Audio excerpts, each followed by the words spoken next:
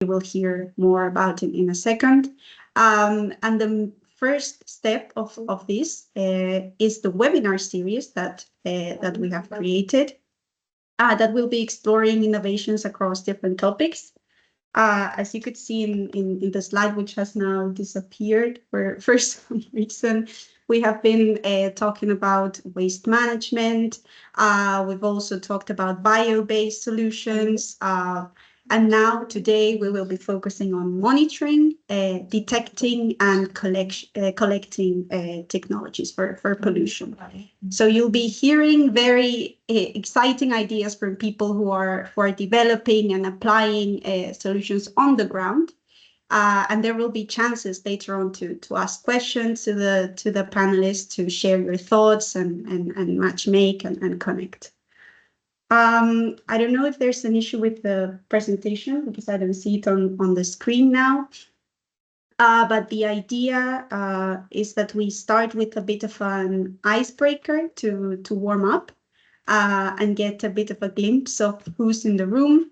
So perhaps if we manage to solve these technical issues, we can launch it. We can launch it now. I'll give my team a minute in case.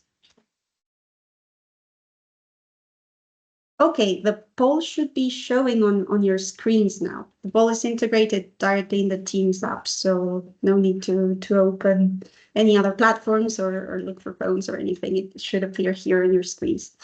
So we start with a very simple question. Where are you based? Which country are you joining us from today? Then after you record your answer, we would like to know what type of entity you represent. So what type of stakeholder? Are you coming from the private sector, NGO, civil society, from a research institution or think tank, maybe a local authority, regional or national authority? And then finally, in which sector or sectors do you operate? Here, we have included a selection of sectors that are particularly important to us in our project, as they have been identified as priority areas where solutions should be fostered to tackle the issue of marine pollution.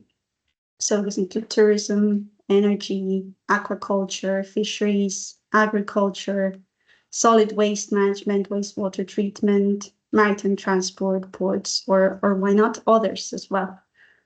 So once you have included your answers in the poll, please click on submit so we can see the responses.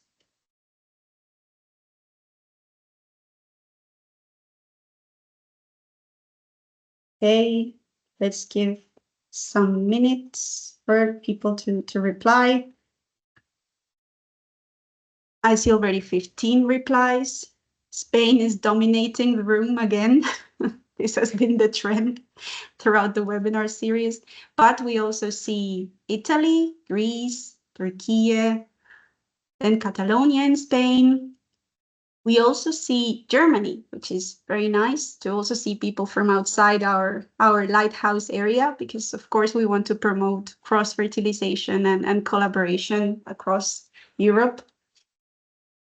Okay, we see Greece as well. Very good. Okay, then when it comes to type of entities, it seems that the private sector is the majority of people joining us today are coming from the private sector. Would be good to know maybe later if you're coming from a large company or rather an SME or a startup or else.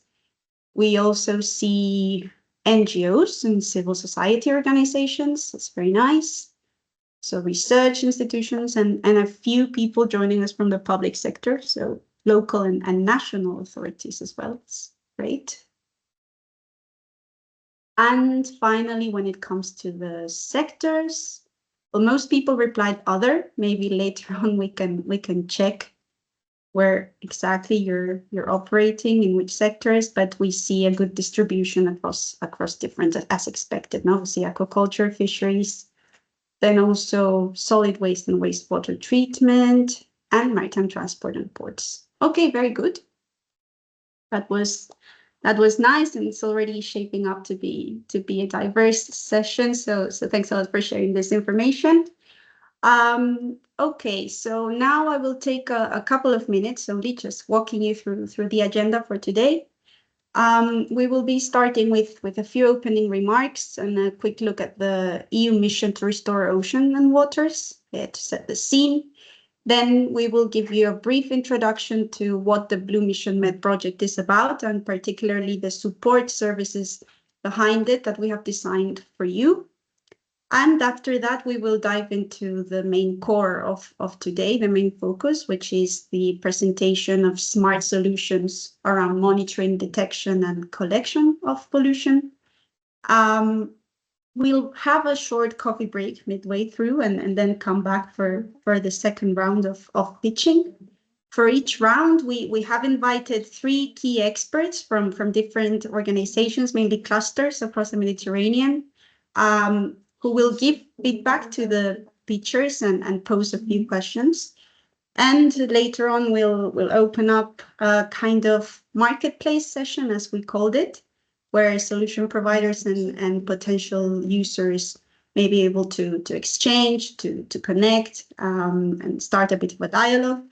And then finally, we'll wrap up things with a Q&A before closing remarks.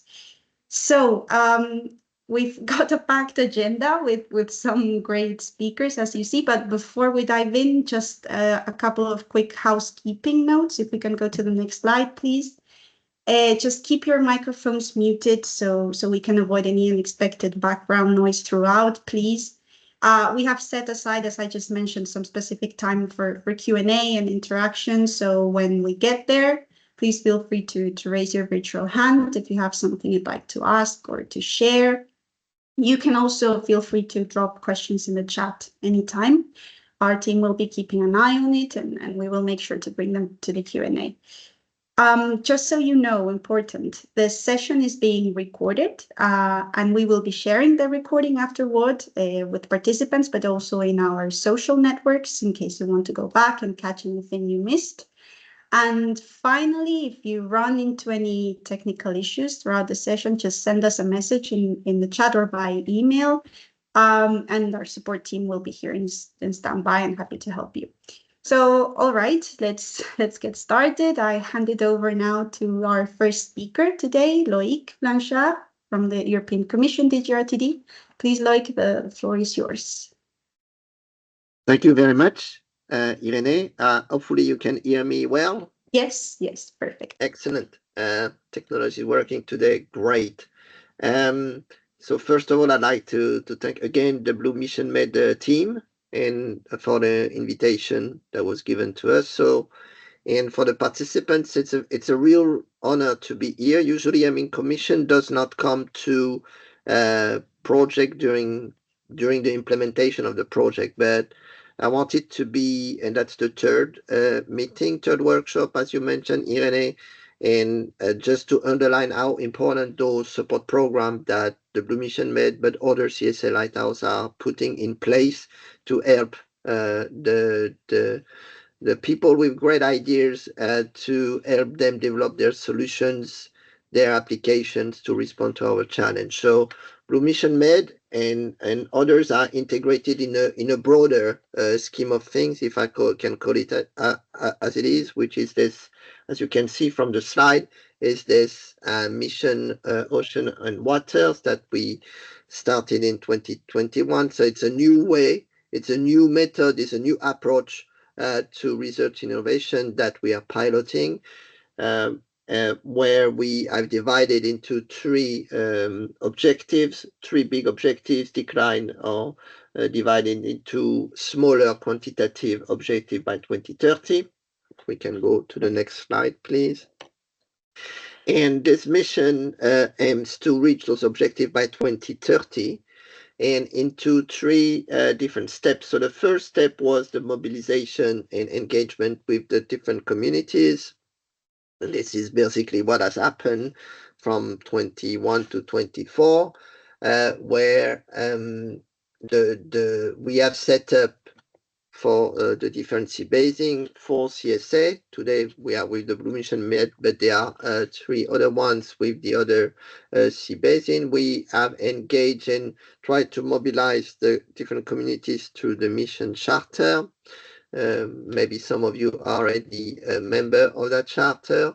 We also set up the Blue Park Initiative, with the that accompanies the objective of putting 30% of our seas protected by 2030. We have 80 members. We also have establishing what we call the digital twin of the oceans.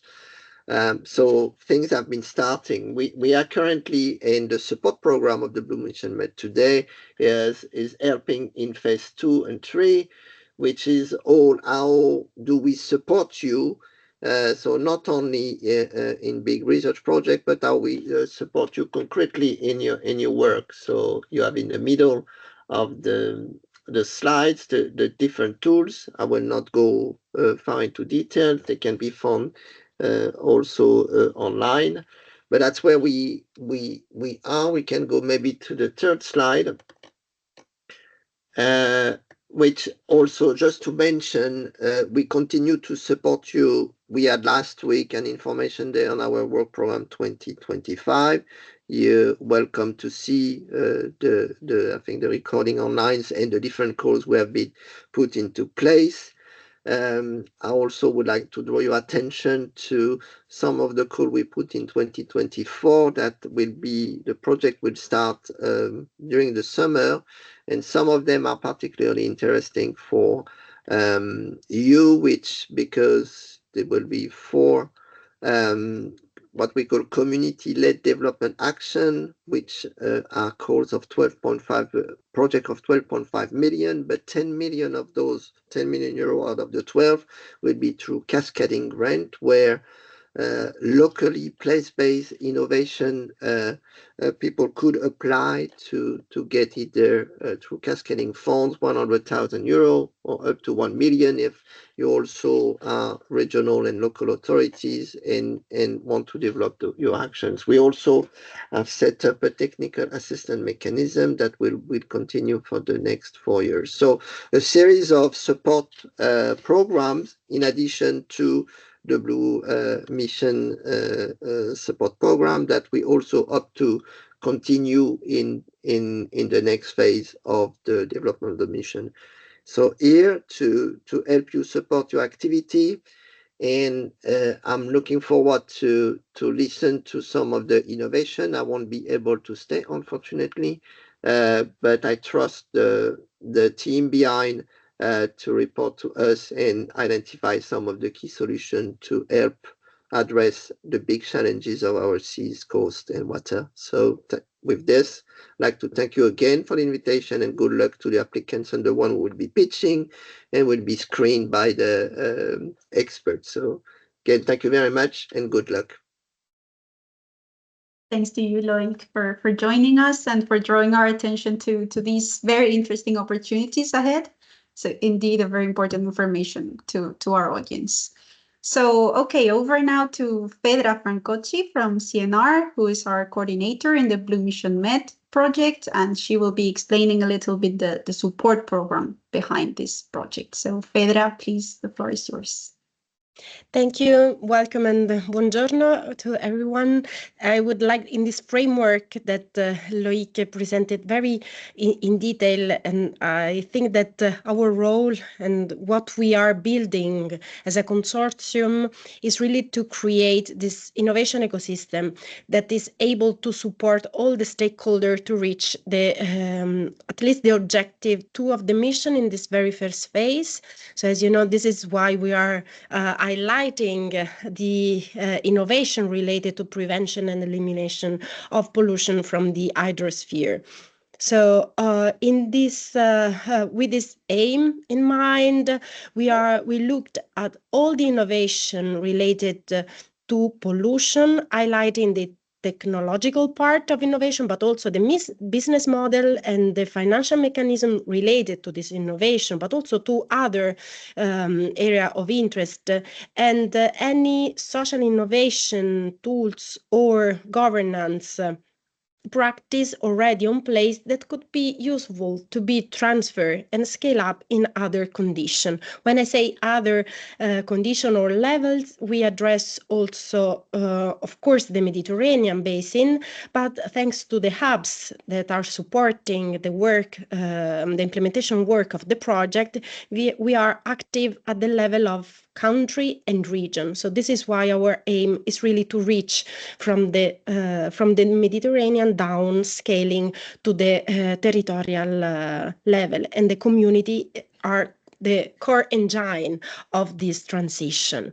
The communities are made of many actors, as you know, as you are part of the different communities, and this is why we also try to target our message according to the sectors, targeting, for example, the fishery sector or the tourism, just to mention some of these.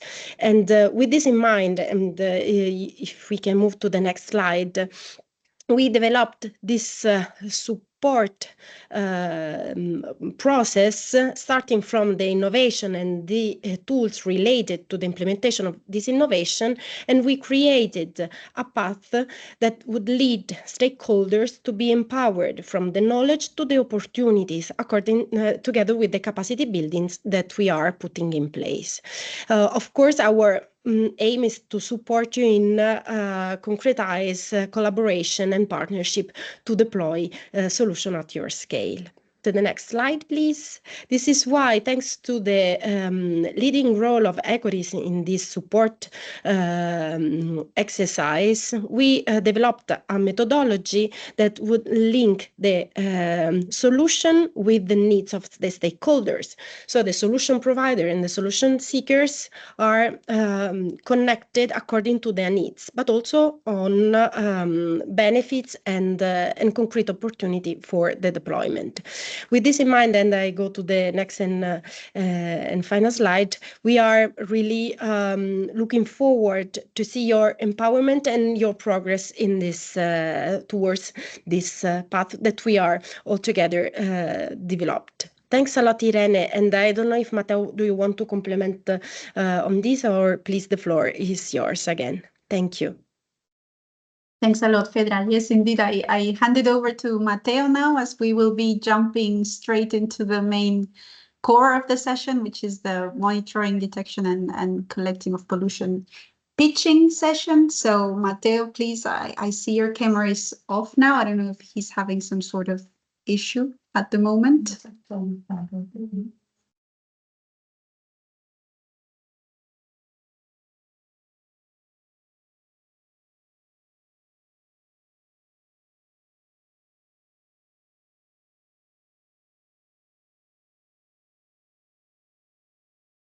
Yes, thank you. Thank you, colleagues. Thank you, Fedra. And yeah, we had these three, I mean, this is the third webinar that we do. We had a discussion on smart solution for wastewater, bio-based innovation. And yeah, and today we really look at monitoring and detecting and collecting pollution.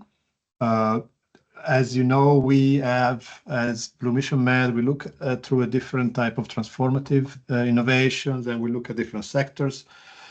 And in this webinar, we combine the two. So we look here now at detecting, cleaning up, monitoring, and measuring. We look at a variety of different approaches, and also more advanced IT technologies. And if we go to the next slide, the idea today is really look at the number of pitches. We might not have our Egypt colleague. We will see if they show up, but I understood they had some issue in joining us today. Nevertheless, we will have two sessions. First session, we showcase the pitching of she drones, the Coastal Marine Observatory. We will have Argrios Moustakis from Greece, RiverCleaning for Nicola Rubini from Italy, And then a second session, Sea Clear from Spain, Gerard Quirana, and Water 3.0. We also invite, and in the past we had a kind of non-Mediterranean solution to be showcased for the support of Mediterranean. So we have Catherine Schun from Germany and Marnoba from Spain, again, Laura Corredor. The idea, and maybe the next slide, as from the previous webinar, is that we go into slots. We will have a presentation of 5 minutes each, let's say elevator pitching session, presentation, sorry, from each solution. And then after each solution, we have around 1 question each from these 3 panelists. This time we still have Accelerator and Malta Accelerate. Sorry, today I'm not functioning well with spelling. And but also we have clusters, so intermediaries like Forum Oceano, Gonzalo Santos, and strategies from Greece, Grigori Iovanov. So I will ask these 3 panelists to really have 1 question each after each presentation. We do the first round, we have a short break, and we do the second one. But before entering in the actual action, maybe if each of you, Gonzalo, Gregory, and Mallory, wants to briefly introduce who you are and your organization, and then we move to the pitching. So please, Gonzalo. Hello, good morning all. I'm the internationalization coordinator from Forum Oceano. Forum Oceano is the We hear you a little soft, Gonzalo. If you can either speak up or get closer to the microphone, that would help. Maybe it's just me. It's better now? A little better, yes. Okay. So I'm Gonçalo Santos. I'm the internationalization manager of Forum Oceano. Forum Oceano is the Portuguese blue economy cluster.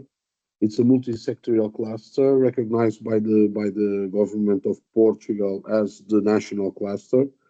And we have several projects regarding innovation, especially the Abazul, Portugal Blue Digital Innovation Hub, and others.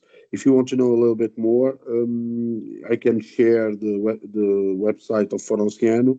And yeah, it's a pleasure to be here with you. Thank you very much, Gonzalo. And of course, Forum Oceano is involved in a number of initiatives. It's also part of the Western Mediterranean plus Mediterranean Alliance of Cluster. On the other side of the basin, Gregory, if you can describe briefly strategies and what you do in the region, the floor is yours. Good morning, everyone. Thank you for the invitation. Thank you. And doing this. We also hear, I don't know, there's something with the clusters this day. We also hear you a little bit in the bottom. Yeah. We see from the slide that you do a lot of stuff, so that's good. But if we can also hear you better, that would be great. Sorry, Gregory. Maybe just a matter of shouting out a bit more. Okay. Can you hear me better now? Closer to the mic. I'm Gregory Iovanov, the Managing Director of Strategies Maritime ICT Cluster, a cluster with headquarters in the port city of Piraeus, the center of the Greek shipping hub. We have in our cluster a group of 35 organizations and firms covering all links of the knowledge economy value chain, from the creation of new knowledge, communication to capitalization, with a focus on the twin transformation of the shipping industry, the digital and green transformation of the shipping industry. We started with this as a core expertise, but we have expanded to cover all areas of the blue economy, several areas of the blue economy, especially with the participation in Eurocluster's initiatives like the MEDMAN, the Mediterranean Blue Acceleration Network, or the ICAT tourism. As a cluster, we act as a bridge between service providers and service solutions, as solution seekers, so we can offer capacity building, strategy and business model, matchmaking and the internationalization services to service providers, whereas as facilitators of networking and knowledge transfer, we can help regions fulfill their sustainability initiatives and objectives. Thank you very much again. That's from my side, and Strategies Maritime ICT Cluster. Thank you. Thank you very much, Gregory, as well. So last but certainly not least, Mallory, please introduce yourself and Malta Accelerate. Floor is yours. Absolutely. Good morning, everyone. Pleasure to be here and representing Malta Accelerate. Please let me know if you can't hear me as well. Fantastic. You're catching up. Okay, we have lovely. issue with the cluster, but it's fine. Okay, well, good morning. And so, yes, very happy to be here and representing Malta Accelerate. And for within our entity, we just finished actually working on a blue economy cohort as well. So this is very near and dear to like my heart today. And so we work with startups around the world. Of like for this example cohort, we had some from Canada, UAE, and Europe, but helping them, every team, whether going through the marketing brand identity to scaling with certain fund matching within the Malta for being based in Malta as well. There are a lot of really great governmental funds and help, especially with sectors related to sustainability, not only the blue economy. And so really helping teams understand what that journey looks like and getting them in touch with the right people, as well as getting connected to the VC and angel networks that we have a very diverse team with connections across North America, Europe, Asia, and the Middle East for investor matching, and really taking all teams through what that different type of pitch deck needs to look like, and if there is some great communication and bridges that we can build there.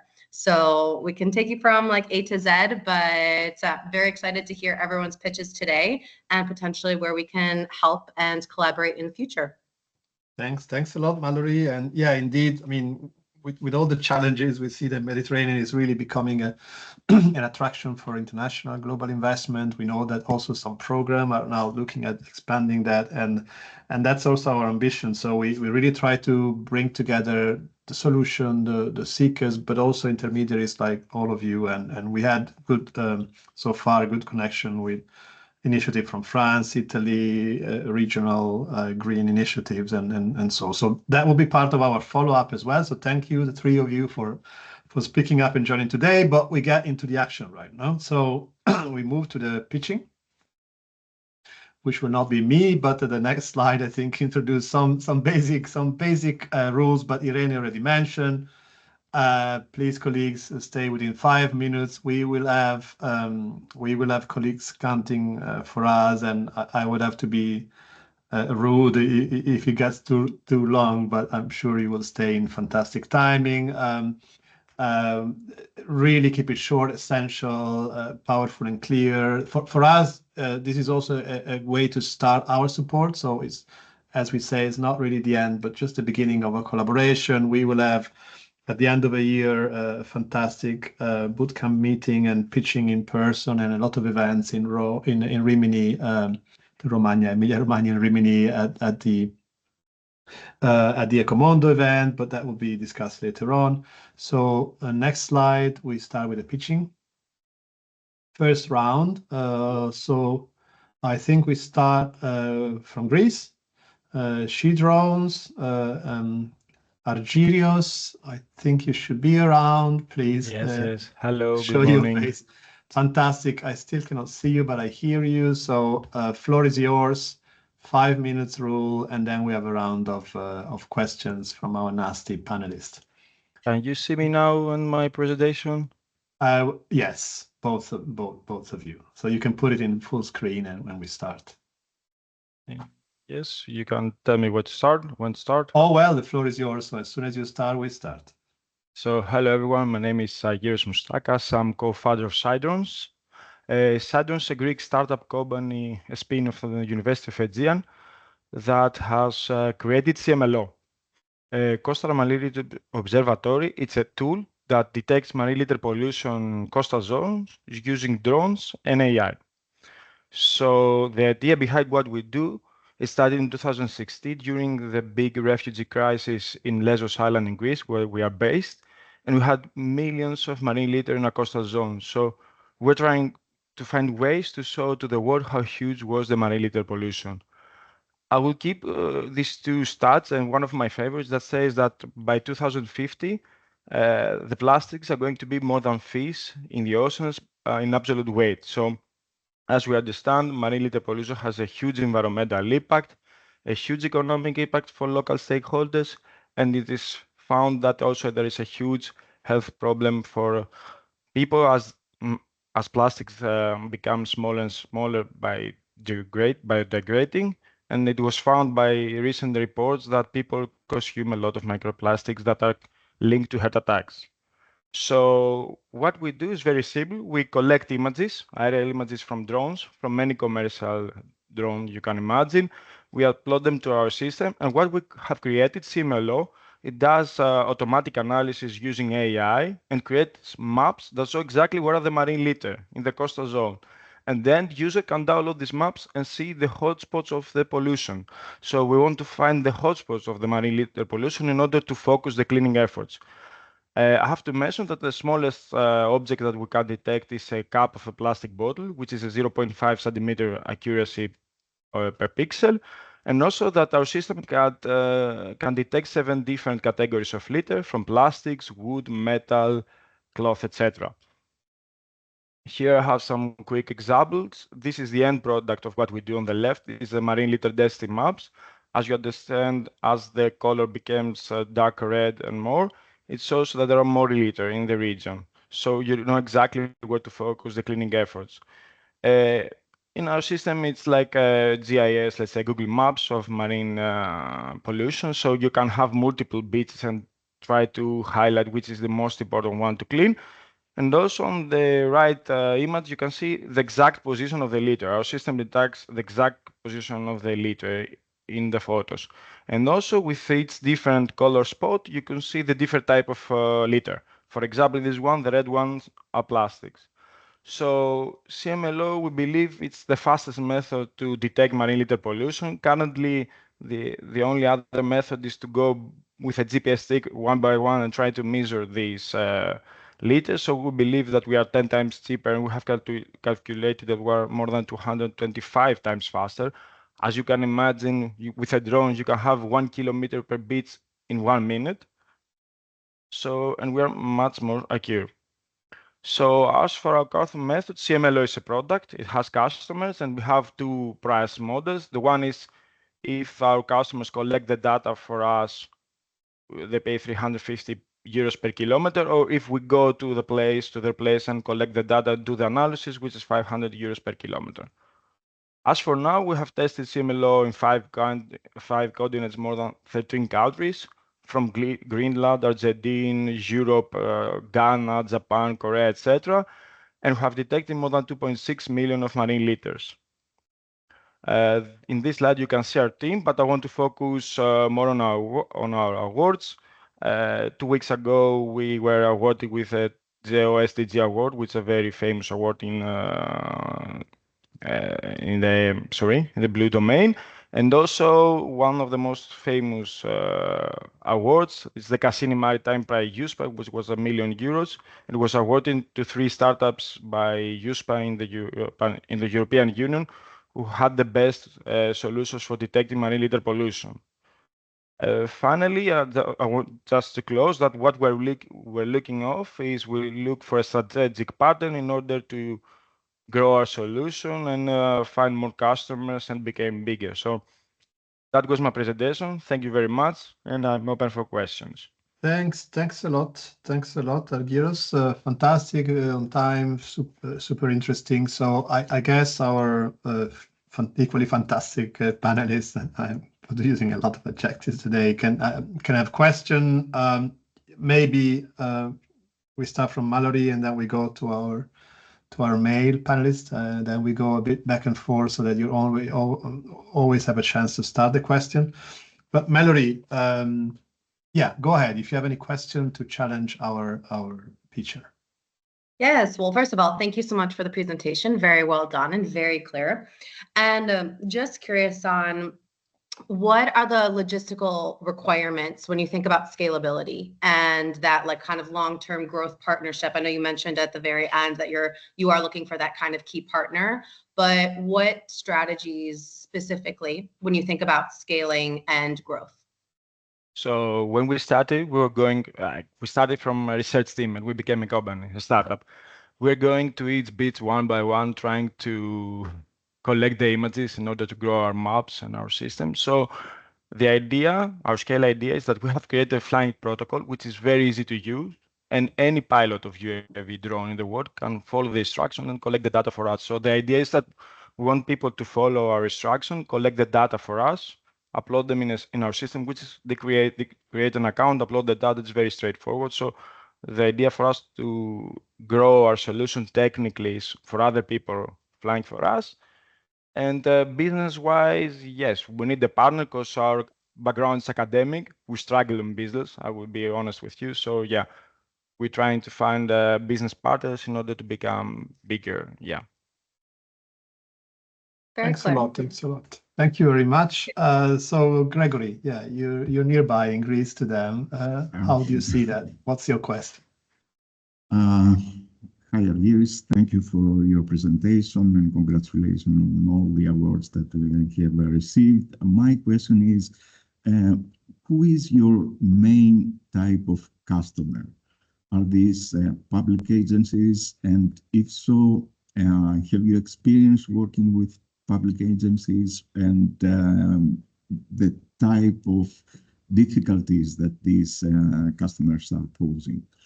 Can you elaborate on that? Yeah, this is an excellent question. It always comes out. So in the beginning, we thought it was like the public entities, like municipalities, etc. But we saw that this doesn't work.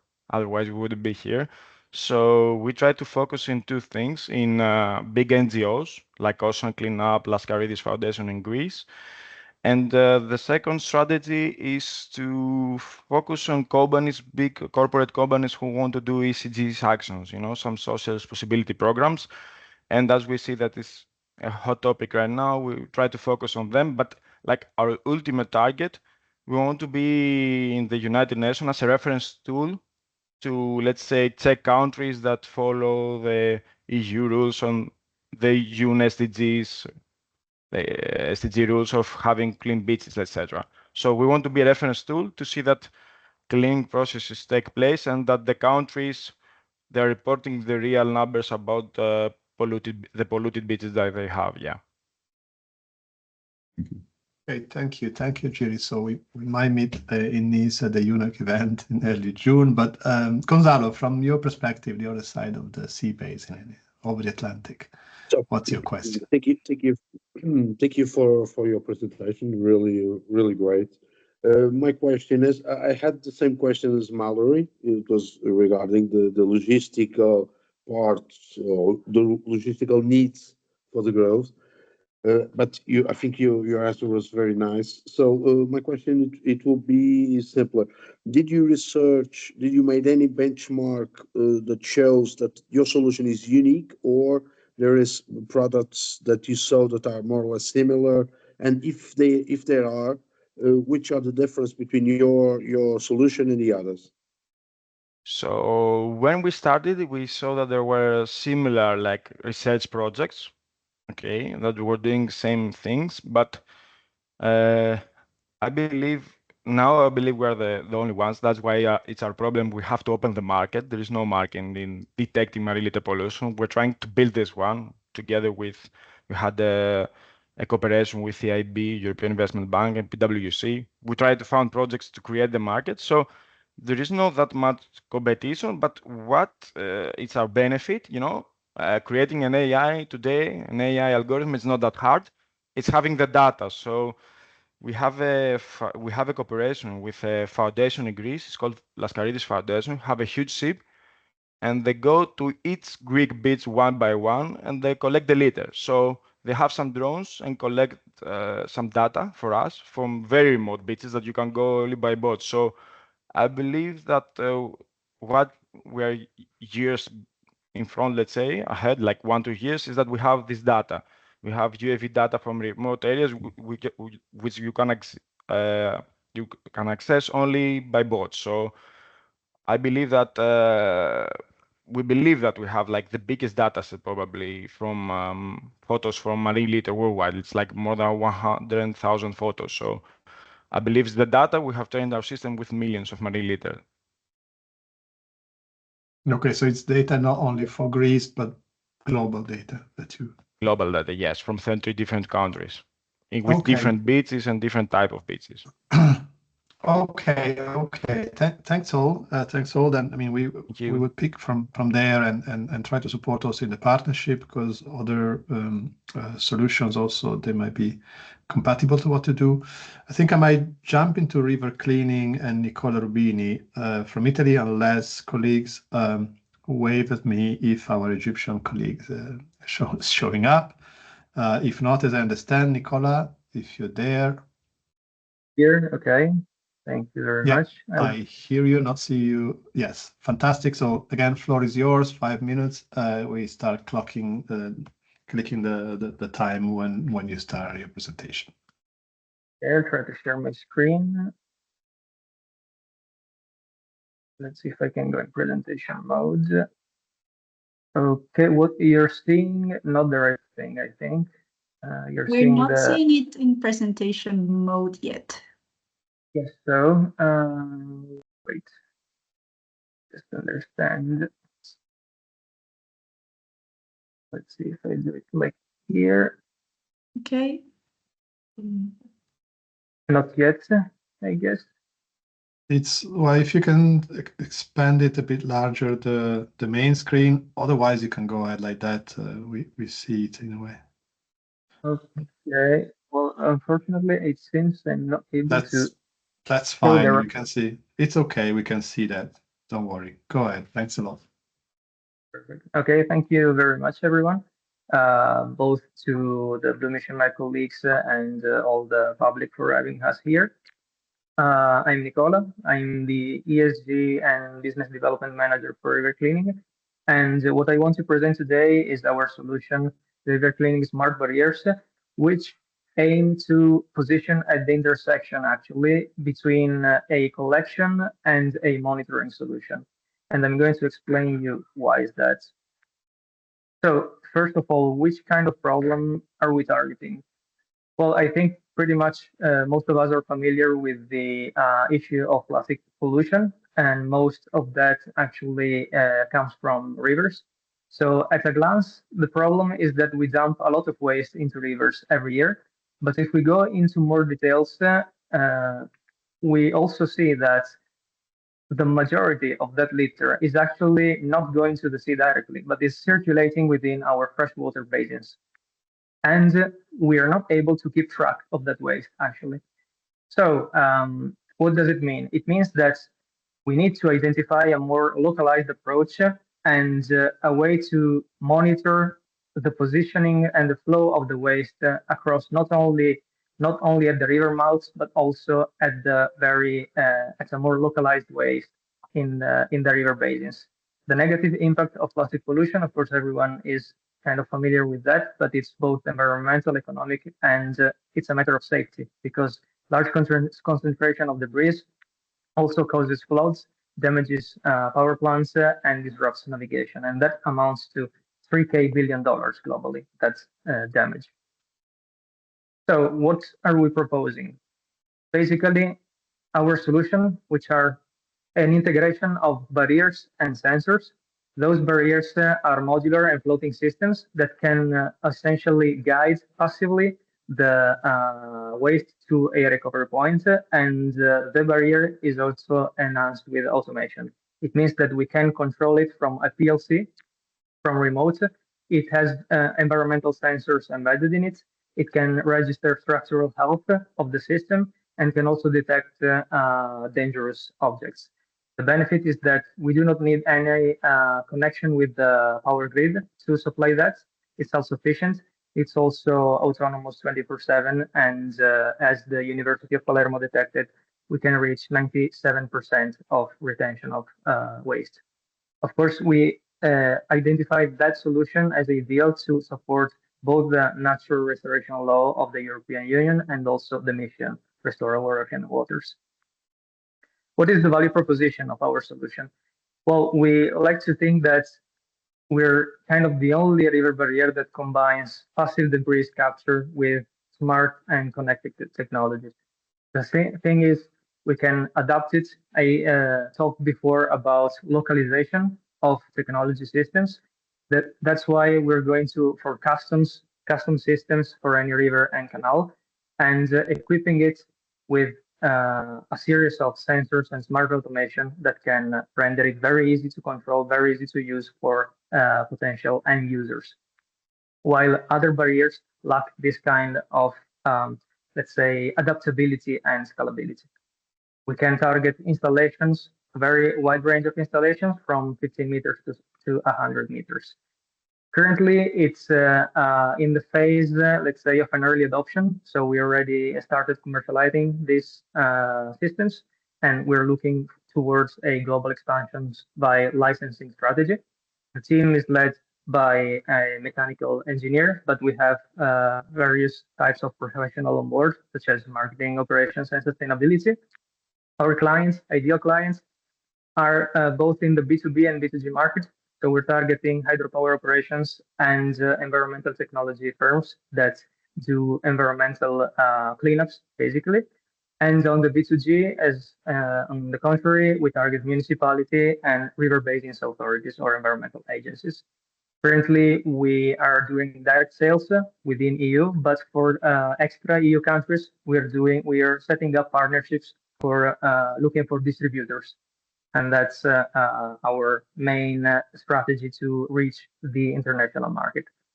We also have plastic credit and sponsorships options as a revenue stream. And we're also looking into setting up a solutions as a service type of revenue stream to sell with the barrier as well. Next steps, what are we looking for? An investor. So we're aiming to raise 300K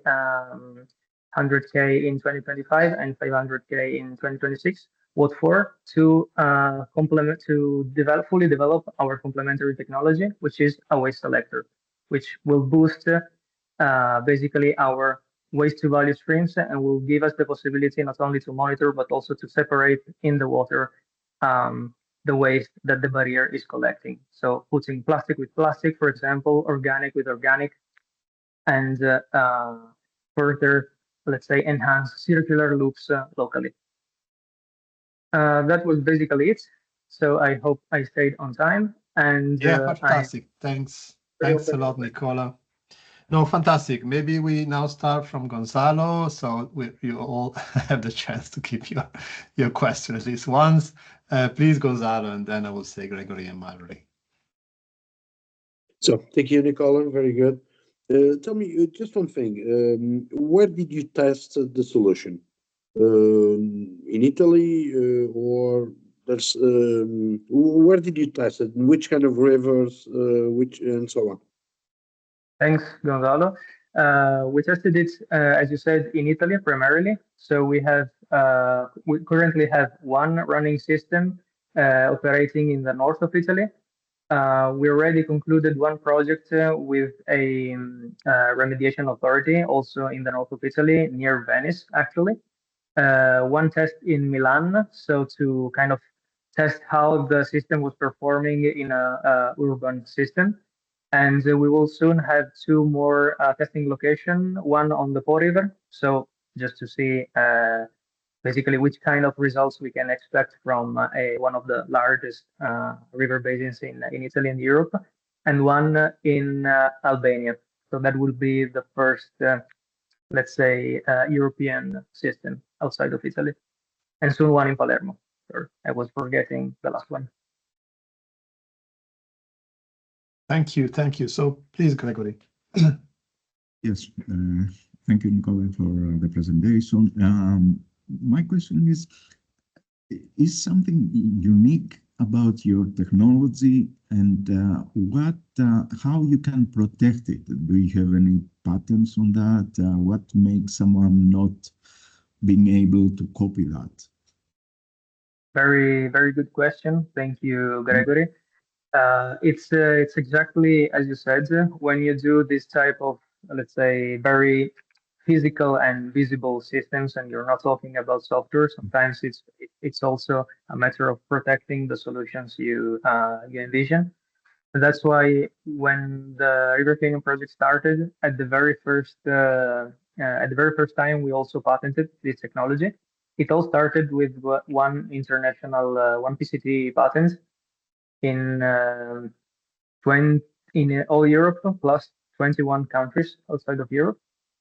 And then, let's say, the more we developed the technology, the more we realized that we needed to, let's say, protect also variations to the technology. And that's why at the moment we have 6 international patents, which of course aims at strengthening the value of the company, but also aims at getting a better positioning, because if we're aiming to be a global company, of course, licensing is a viable strategy to make the growth scalable. And that also means that you need to support that strategy with solid IP, solid intellectual property value. So I hope this kind of responds to your question. Thank you. Yes. Thank you, Gregory. Nicola, please, Mallory. Yes. Thank you very much. Another great presentation. And I'm curious, and also great questions beforehand as well.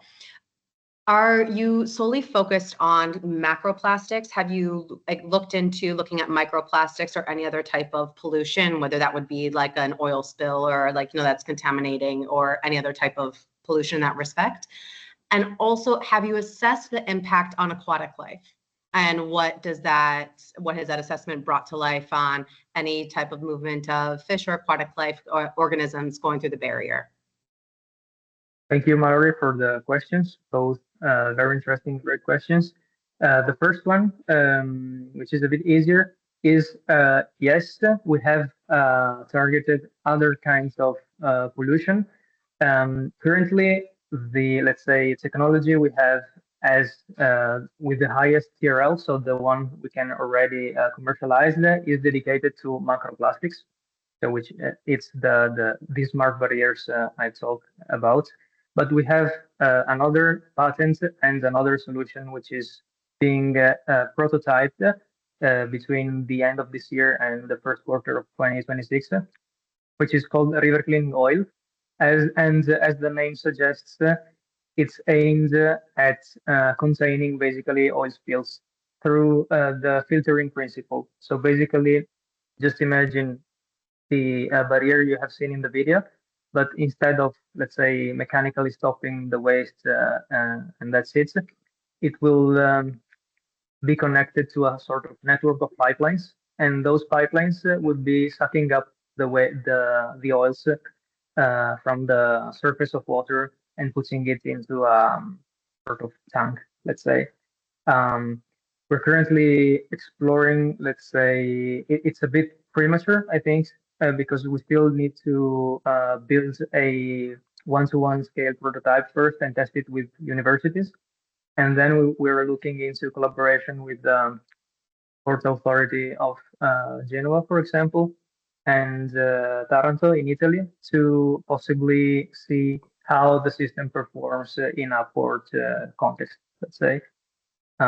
Even though we let's say, first develop this solution for large canals like the where you have a tremendous amount of ships carrying, of course, fuel tanks all day, and the risk of contaminating the Mediterranean is quite high. And for the second question, we're working on it. We're still we actually carried out an LCA analysis, so life cycle impact assessment, actually LCIA analysis, and we're currently in talks with RINA, which is a certification provider in Italy, to set up the process of certificating these river cleaning barriers also with regard to the wildlife and let's say ecosystem impact. On a broad note, I would say one of the things that makes it say competitive on this side is that it doesn't block, let's say, the whole column of water. It doesn't filter the whole river, but focusing only on the upper part of the water column, the rest is able to, the water is able to pass through all these modules, and the fishes and the rest of wildlife is usually able to go to pass under it. But that is to be verified. Okay, lovely. Thank you. Thanks. Thank you. Thanks a lot, Nicola. There's also a question from the audience on the chat, which you can address already, but maybe, we can also look at that. And they say, Marina Cobos Pardos, whether it would be possible to use it in the more over the sea and the marine environment related to ports. You touch upon that, but is there anything else you want to comment? Definitely, it's a very good question, and this actually is brought up many times when you first talk with potential interested customers. I would say for seas, no, even though it can work in let's say in places where you have tidal effects. So if sometimes, for example, at the very end of the river, you have reversing tides, so sometimes the water goes in the from the sea to the upper stream part. That is applicable as well, because we still can position two different waste collection points. So it collects both. It collects waste from both directions, so that can work. Already tried it in the near Venice. And for ports, I would say yes, but I would recommend using if it's the oil solution, that's pretty much okay. For the macroliter part, I would say that rivers, or in any case, anything that has flow, is a preferred application. Thank you. Thank you. Very clear, Nicola. And thanks also, Marina, for the question. We encourage also seekers to ask a question on the chat, and we can read it through. And then towards the end, we will have space for broader dialogue between providers and seekers. So I guess we finished this first session. Maybe we take a 5 minutes break, but you just don't leave. Just pause a second. We stretch a little, and we come back with the next three solutions. All right. So 5 minutes break, meaning that we're back at 8 minutes past noon, and we start with the second round. Thank you very much. Thank you.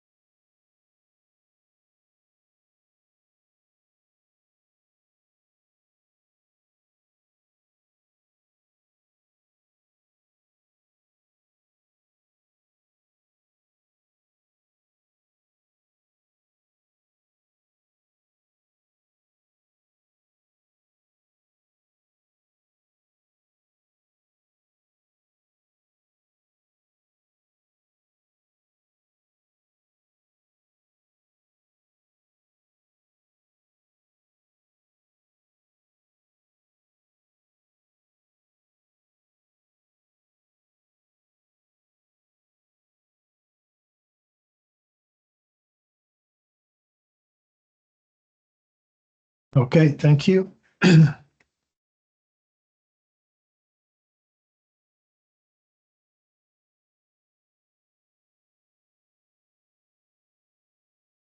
So waiting for colleagues to come back and starting the new session with 3 solutions.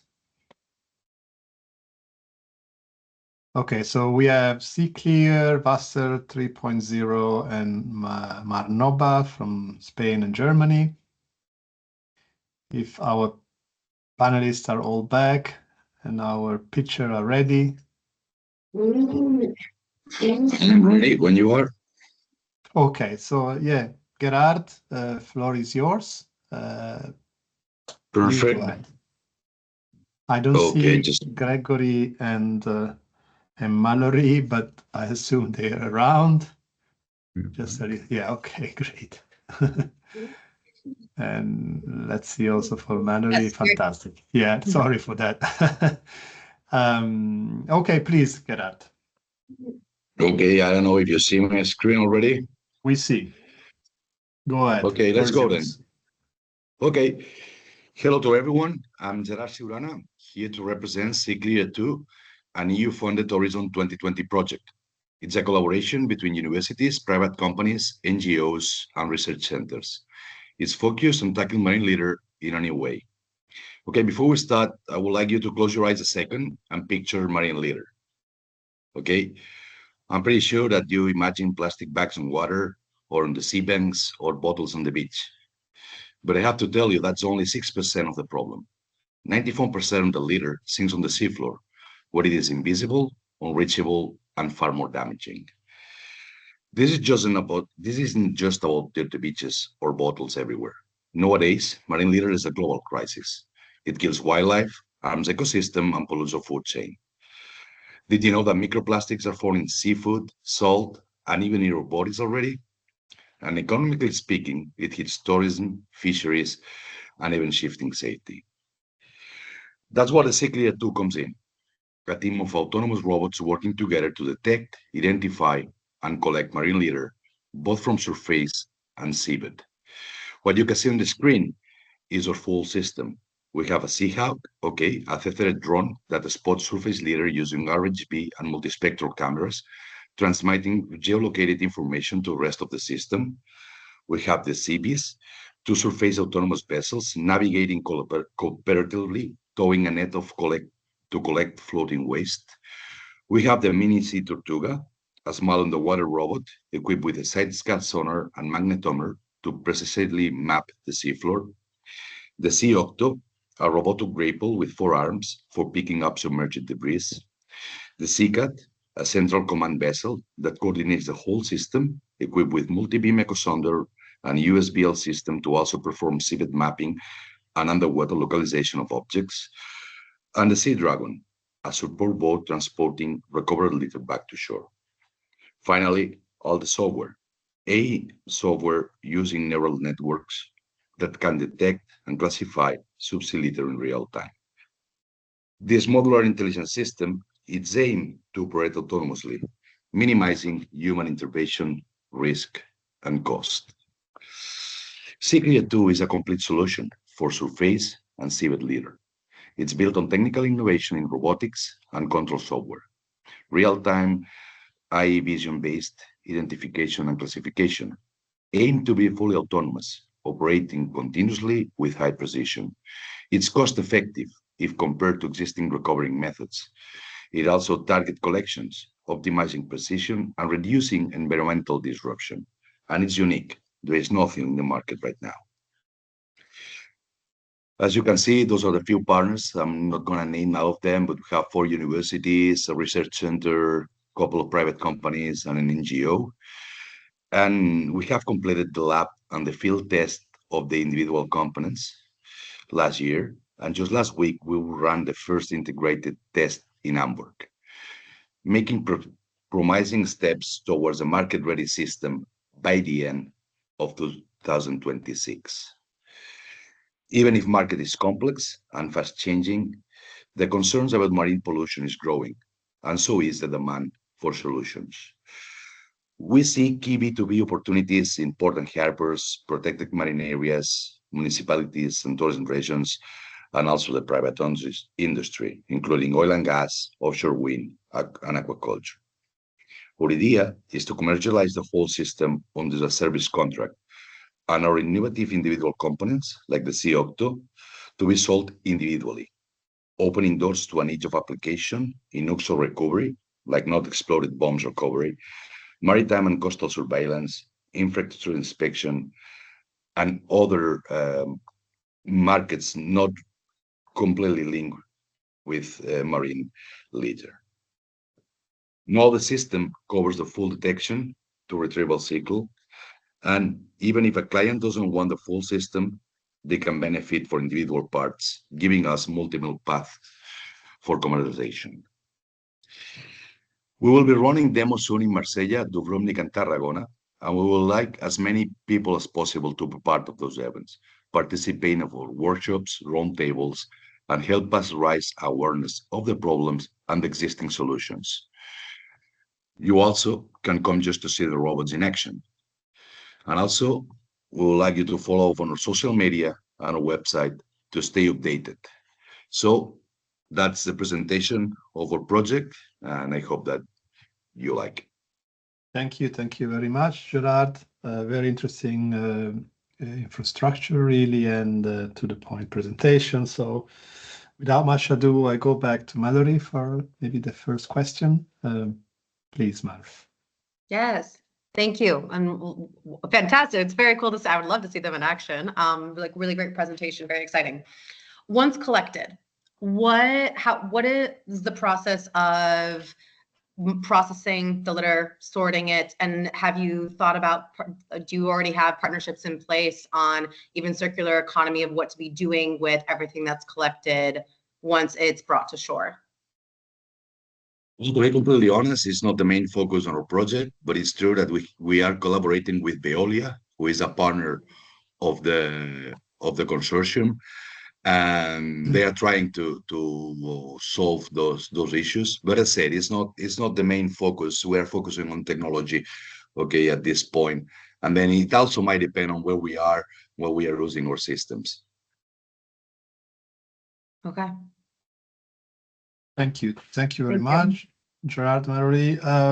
So maybe Gonzalo, floor is yours. Thank you. Very good presentation again. Yeah, and if I'm a client on this solution that you have, you will be able to assure technical assistance. You will be able to if I'm a client in Portugal, for example, you will be able to have technicians going to Portugal, make a technical assistant. How does it work? How does it will work?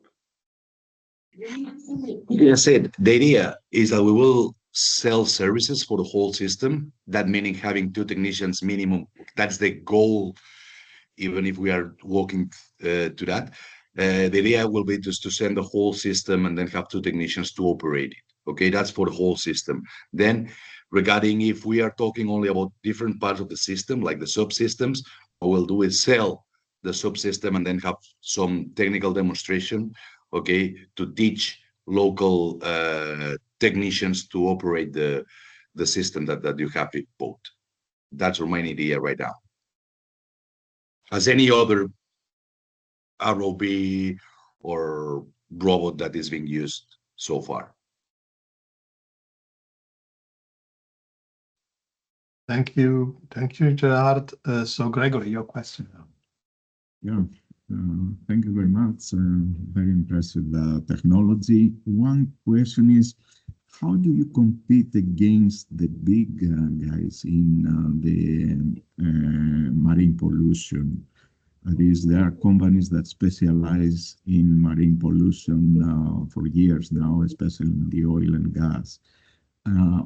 What is your protection? How you can compete head-on with these guys? And is it the service that you are competing against or the technology?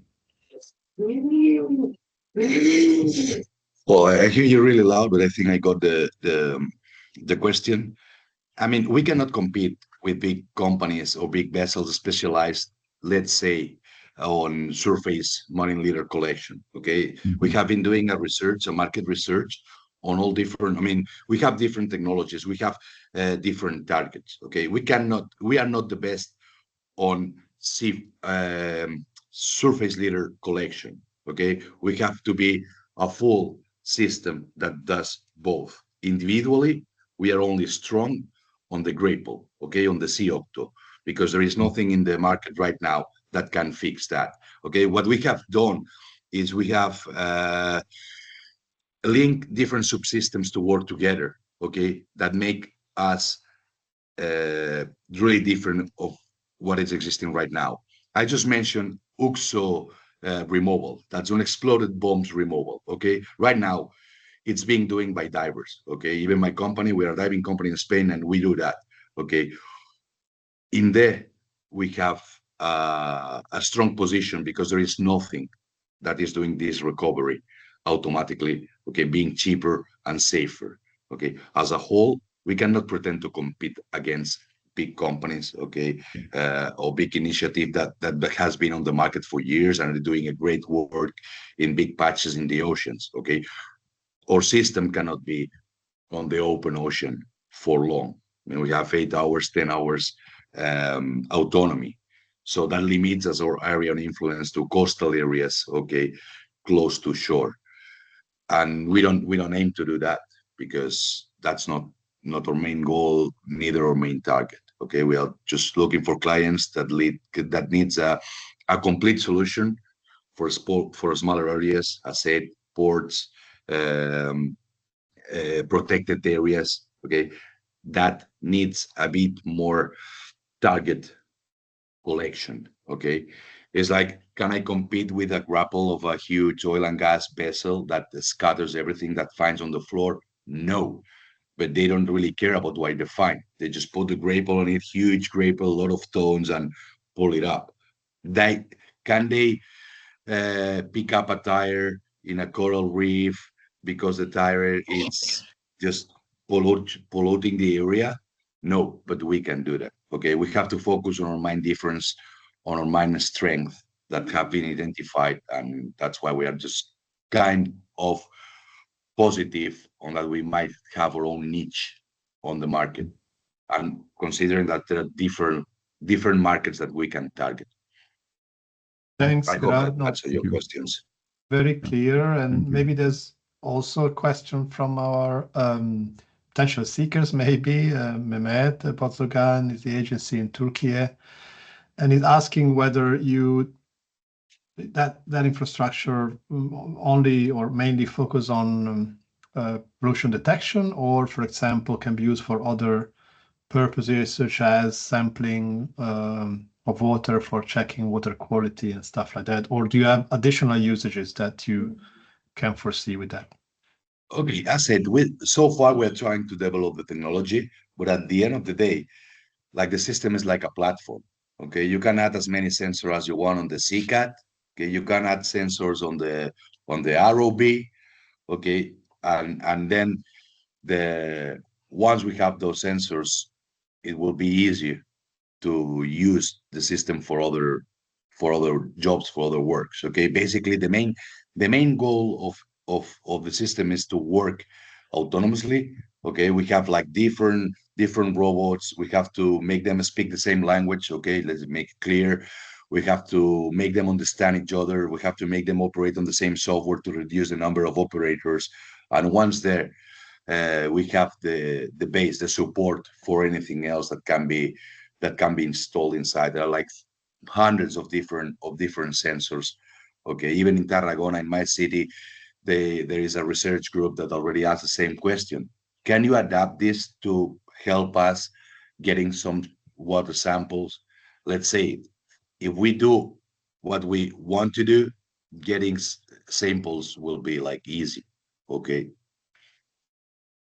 Okay, thanks. So maybe Gonzalo, to close this round of questions. Floor is yours. I already placed my question. It was regarding the systems, technical Okay, systems. that is fine. I check. You can ask me again if you want, no problem.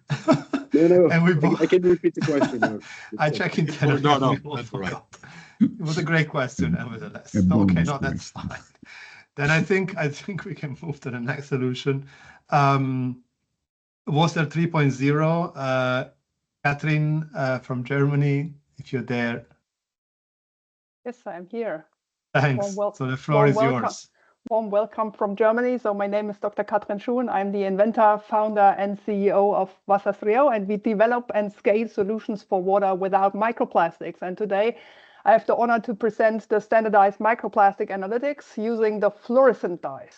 And the main problem in the field of microplastic is that you do not have comparable monitoring data, and the identification of real hotspots of microplastics release is very unclear at the moment. Therefore, we have a lack of responsible regulations and laws. And for the future of clean water, we need comparable monitoring data. We need to identify the hotspots and set the right technology. And we need responsible regulations and laws. And here comes Wassersrio in. We have a sampling unit because microplastic detection always starts with the sampling. It follows a standardized protocol using our particle sampling unit. It's a mobile unit, and you can sample large amounts of water. It's not enough to only detect 5 liters and then extract it to the wastewater treatment plant flows. It doesn't make sense. The results are not comparable. You need large amounts of water, and this is what the mobile particle sampling unit stands for. It takes a while to get the samples, but after having the representative sampling volume, you take it into a fast staining and a fast result getting atmosphere. Because with the fluorescent dyes, you have the ability to make synthetic particles like microplastic particles glow. And then you can divide between natural organic particles and microplastics. You get out ideally the information of the pollutions or microplastics per liter. And we have this fluorescent dyes commercially available via our supply chain partner. So this completely method can be transferred elsewhere in the world. And this leads to a reliable, fast, and inexpensive solution for microplastic detection. And combined with the automatic microplastic detection using the fluorescent imaging, we have the chance to monitor real-time the microplastic pollution in wastewater, in industrial wastewater, in rivers, and in the ocean. And this is a long-term proven standardized method. We already run for 4 years now monitoring wastewater effluent. We set the recommendation for actions to the EU and give them the advice to set good regulations and laws for the wastewater treatment plant effluent monitoring and technology advices. Additionally, we set the complete setup in a detect remove strategy using our own removal technology to give a complete process control system. This leads to efficiency and impact analysis, and this leads to this, what the hotspots need, so industries and wastewater treatment plants, a good tool, a working tool for the detection and the removal of microplastics in a circular economy surrounding. Additionally, we have the chance with the detection method to monitor water bodies. In a very short time, we screened 3 rivers comprehensively from the mouth to the source, 250 river kilometers in 3 sampling days. This is completely new. We are fast and it's not expensive. All data are open accessible, so we give our knowledge away to all the analytic labs, to all the municipal wastewater treatment plants and the industries to set up the solutions and to tackle microplastic pollutions. We work for long-term in wastewater treatment plants. As I said, we set up feasibility studies with industry segments in 15 different segments in 6 countries. More than 7,000 harmonized microplastic data points are available via our global map of microplastics. And this is completely new. We share our knowledge. It's not that we have an IP to save ourselves. It's an IP to save and protect the transfer of the method into the world. And this is only possible with the help of a great team. The team has experience in various fields, and it's only possible in collaboration. Therefore, we are looking for device builders, the early adopters, especially in the fields of technology application, and supporters, partners, and donors to run educational and R&D projects, especially for the global map of microplastics on comprehensive monitoring of our rivers and water bodies. That's it from my side.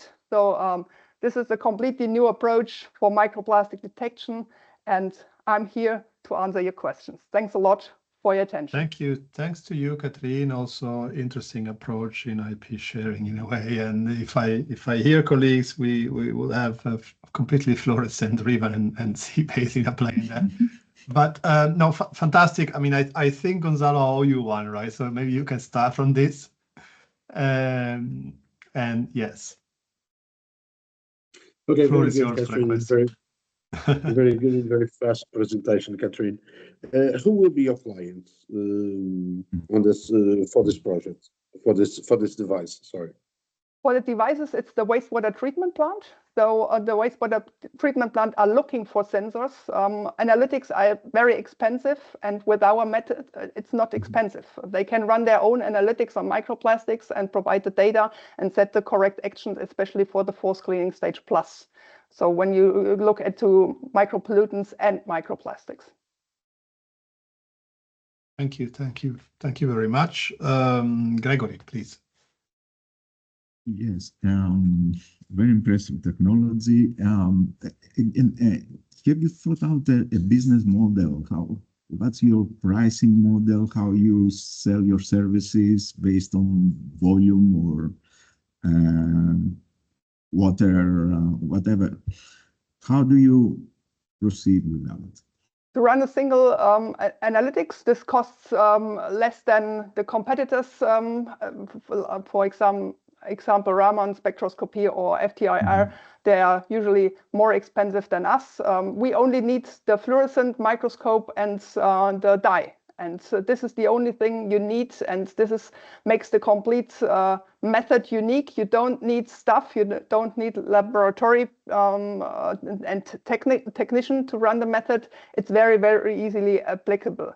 And especially for the continuous operations, then you save more money because it's a continuous running autonomous system. And therefore, the market is very, very open for this sensor, for the prototypes, and this is our next step, that we completely run an autonomous river monitoring without people standing around and taking samples and make the complete system running without people and manpower. And our business model behind is that we transfer the method.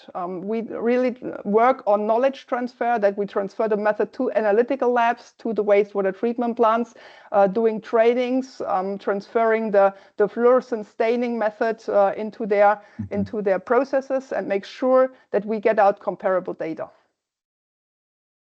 Okay, thank you. Very clear. So Mallory, please. Yes, thank you. And very impressive how much you fit into that amount of time.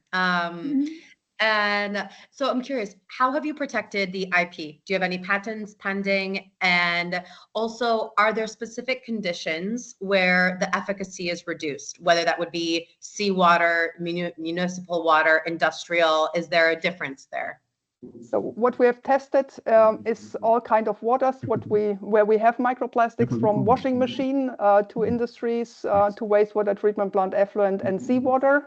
So the method is working in every surrounding without any limitations or false negative results or what else. And for the IP, we have a patent, and this is a patent for the fluorescent dyes, and we keep this patent open because for us it's very important that nobody takes the chemicals as its own and then sell. So for us it's like we protect the chemicals and say this is the how to run the system and give the knowledge away. we are a non-profit organization, and this is how we think planet and people should work in the future, that we share the knowledge, that we work together to give the knowledge away and help that we get out the data which we need to set the right solutions in the right surroundings. Thank you, Catherine. Yeah, indeed, fantastic also approach to sort of peer-to-peer partnering with colleagues. It's really good to see that coming. So thanks a lot. I think we go to the last one from Spain. Laura, if you're there for Marnoba. Hello, I'm here. Yes, now you can That's good. see the camera. So you can share your screen and yeah, and whenever you're ready, we're ready. Perfect. I will share right now. Okay. Can you see the presentation? Fantastic. Yeah. It also gets into screens, but we can see clearly, so don't worry. Go ahead. But are you watching like the full screen or we are watching the full screen, but also the second slide, but that's fine. So we got a hint of what's coming. Maybe okay. it unveils your secrecy, but that's okay. Let me try to fix that. In that case, I will share again. Just 1 second. Yes. Like this. Okay. Now it's better, right? Yes, fantastic. Okay, perfect. So good morning, everyone. My name is Laura Corredor, and I am here to present our project Marnoba from Association Vertidos Zero. First of all, what is Marnoba? Marnoba is a citizen science tool for the characterization of marine litter in different environments, such as beaches, seabeds, floating, and also at the surface. All the data registered in Marnoba fits a database with the aim to answer the following questions. What is marine litter? How is its composition? Where they are? And most important, where do they come from? Actually, here I would like to mention another one that is called e-litter. We consider both of them siblings because Marnoba is developed for, let's say, ocean environments, and e-litter for terrestrial environments, such as lakes, swamps, rivers, reservoirs, and other urban spaces. With both apps, we get to see a full picture of the problematic of marine litter in nature. Marnoba is not just another citizen science tool, since it can be used as a technical stakeholder, as a field notebook, since it is based on official monitoring methodologies. It was developed contrasting the most important national and international monitoring listing, and as a result, we can say that Marnoba is based on standardized methodologies, ensuring that the data that we register on the application is valid and reliable for the official monitoring programs. 10 years later, here we are. There are some KPIs. We have been using Marnoba in 21 different countries with more than 700 monitoring events, a lot of users, and more than 2 million objects monitored, but also take it off from the environment.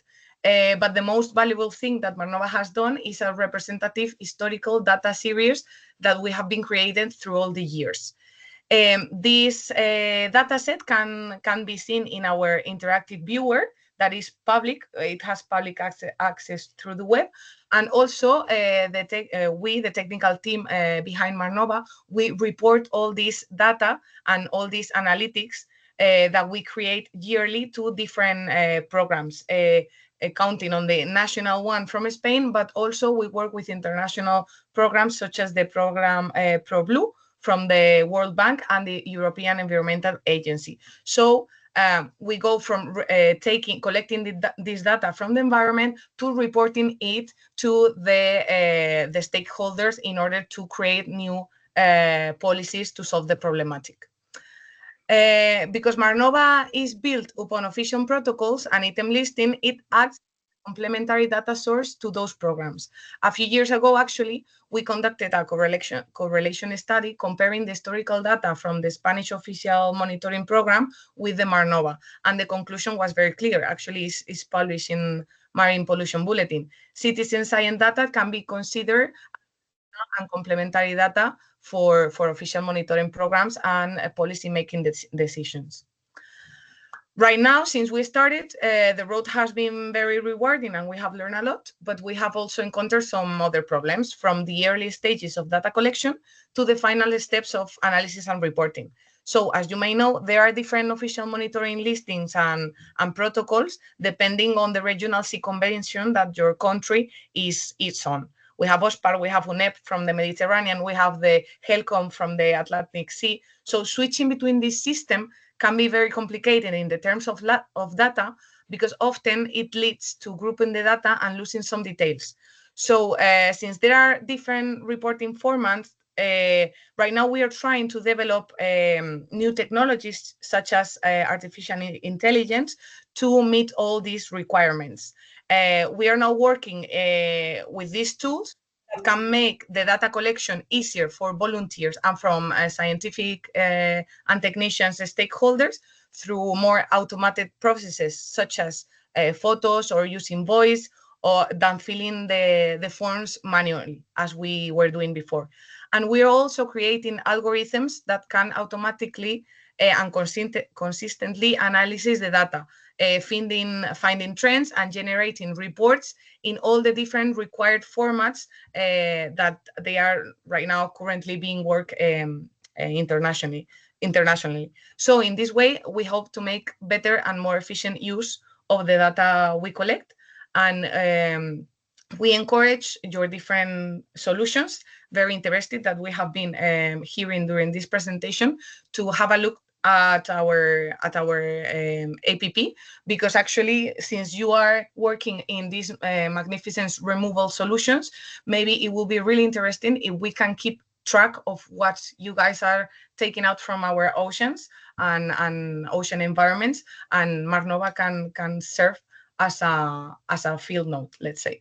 So here's everything on my side, and thank you very much for letting us present Marnoba. Thank you. Thanks to you, Laura. And I mean, all excellent presentation. It's also, we love that, you know, we shift a bit away from pure commercial purposes, and we really engage in cooperation and ocean literacy and science and citizen science and citizen engagement. This is an area, as Fedra was saying, that we also support as Blue Mission Med. So as part of the follow-up, we will really take care that we can engage in partnership amongst those solutions. But before that, the last round of questions. So maybe Gregory, floor is yours this time. Yeah. Thank you for your presentation. One question, first of all, are you a non-profit organization, Marnoba? You are non-profit. And how do you work on the citizen engagement? What type of channels you are using? What type of campaigns you're running? And how do you finance all this activity? What is your business model sustainability? Yeah. You pick again Gonzalo's question if I saw him, but that's a good question. So actually, well, Marnoba was developed 10 years ago, and us as a non-profit organization, we were born from, let's say, the academic world. So we have a lot of contacts in the universities and, for example, with the Ministry of Spain of Environment. So our technical field is covered by those users. But right now, with the years going on, we have also worked with important companies that use this in their regular, let's say, monitoring. Or so we work with public entities, but also with some private companies that wants to use our tool, even just to register, to take, of course, the marine litter out of the environment, but even though to register their own KPIs. So, for example, in Spain, we work with Red Cross and internationally as well, with some hotel channels, let's say, universities, public companies. Okay, thanks a lot. Yeah, please maybe Gonzalo, if you had time to think of the new question, and then we go to Mallory. It's always hard to speak after Gregory. So thank you, Gregory. You worked together but, to match the two of you, so you're one mind. yeah, absolutely. But okay, Laura, thank you. I really like this kind of projects. It's just my personal feeling about that, about this the citizens' engagement and so on. But it is possible. You said that you engage or you send the reports to the national authorities in Spain. It is possible to do it with other countries, for example, with Portugal or with Greece or with Italy. Do you have any kind of plan or resources to try to reach for example, the Portuguese national authorities and to try to sell or try to give this service?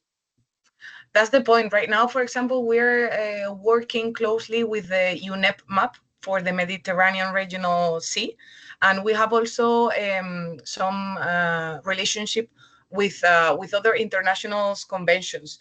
We don't have with the national authorities from each country, but actually part of what we are trying to develop right now is this artificial intelligence tool in order to report in the standards that every different national authority needs to, because they are all based on the same methodology, but slightly different all the time with the different listings. And so that's what we are right now working in.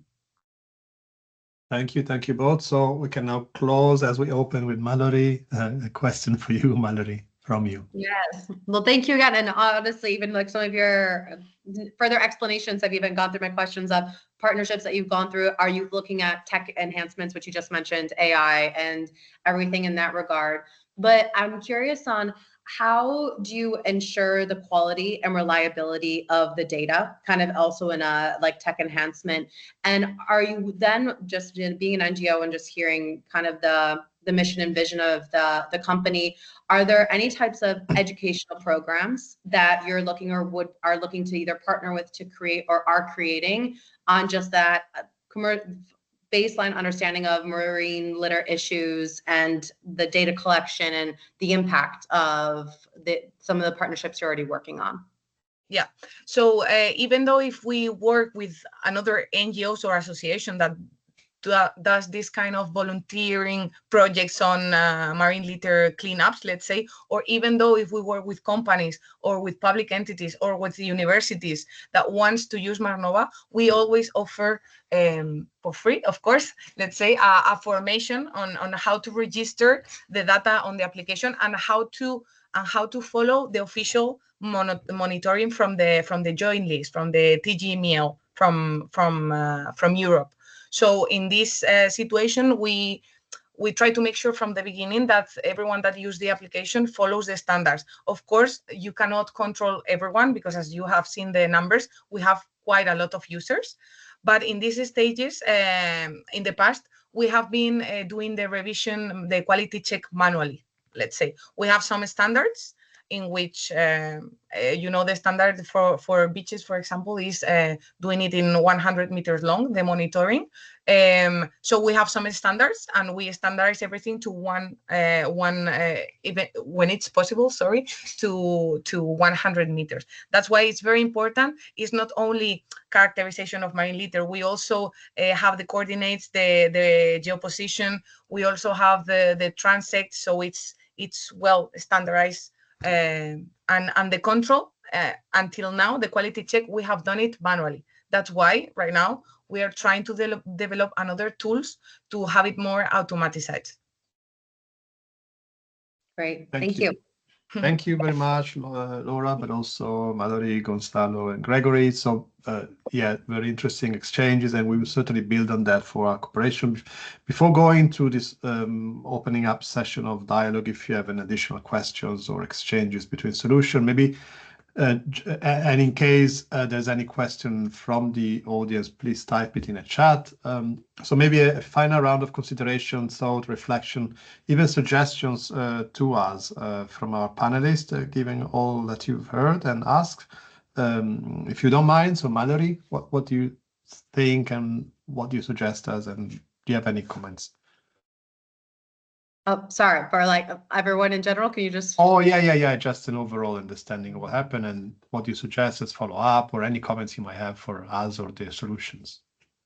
Yes, well, I think very high quality, just panel of solutions, and also I think there's a wonderful job of even the presentation of it.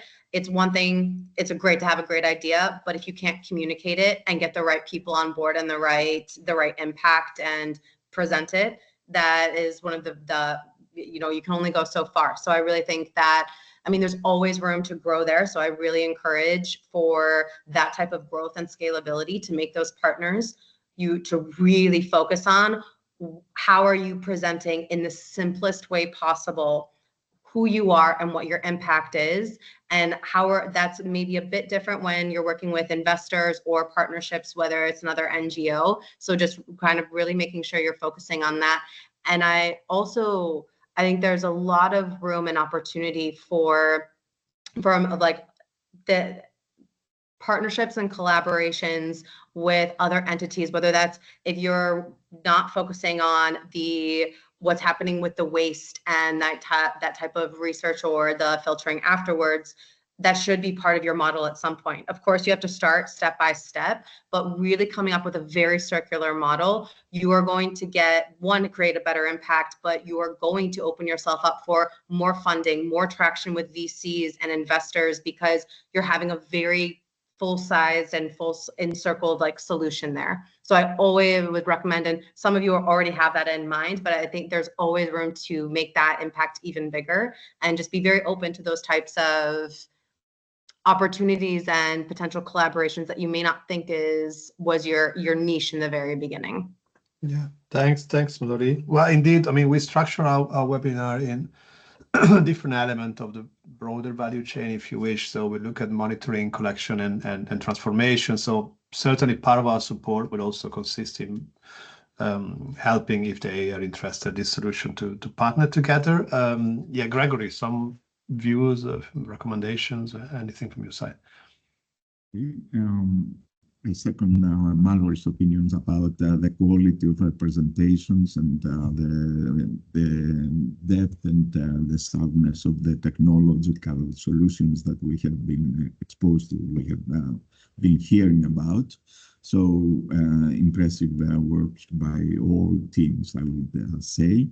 What I see is an opportunity for collaborations. We saw that some monitoring technologies that can be coupled with detection and treatment, pollution treatment technologies offered by other teams. So there are potential for collaboration even between the 5 teams that we have seen to have a more comprehensive and more round-up solution. And what I would, the weakness that I saw is the growth potential and how this upscaling. That is, we didn't see any plan on upscaling the effort on growing up and maturing, which might hinder a little bit their potential for raising funds from a VC, I would say. So working on the bankability of their solutions, most of the teams, is a must, and we can support them, and we can.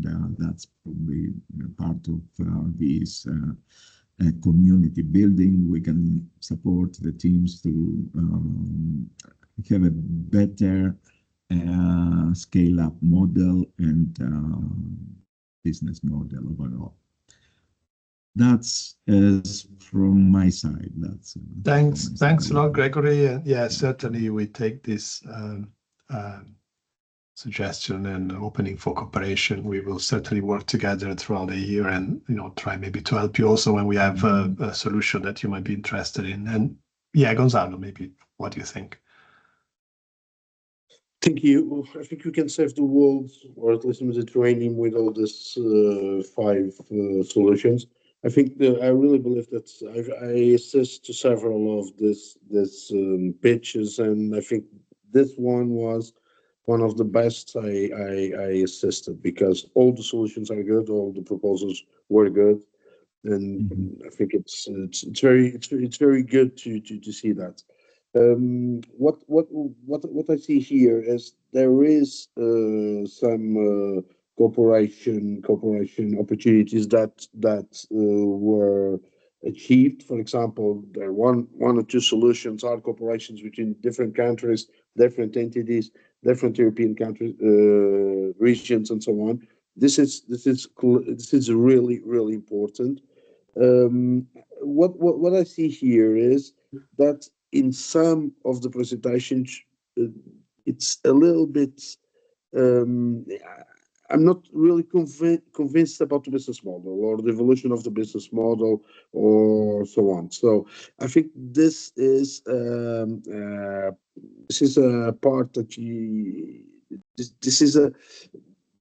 the development of the business model, the scalability, the financing sources.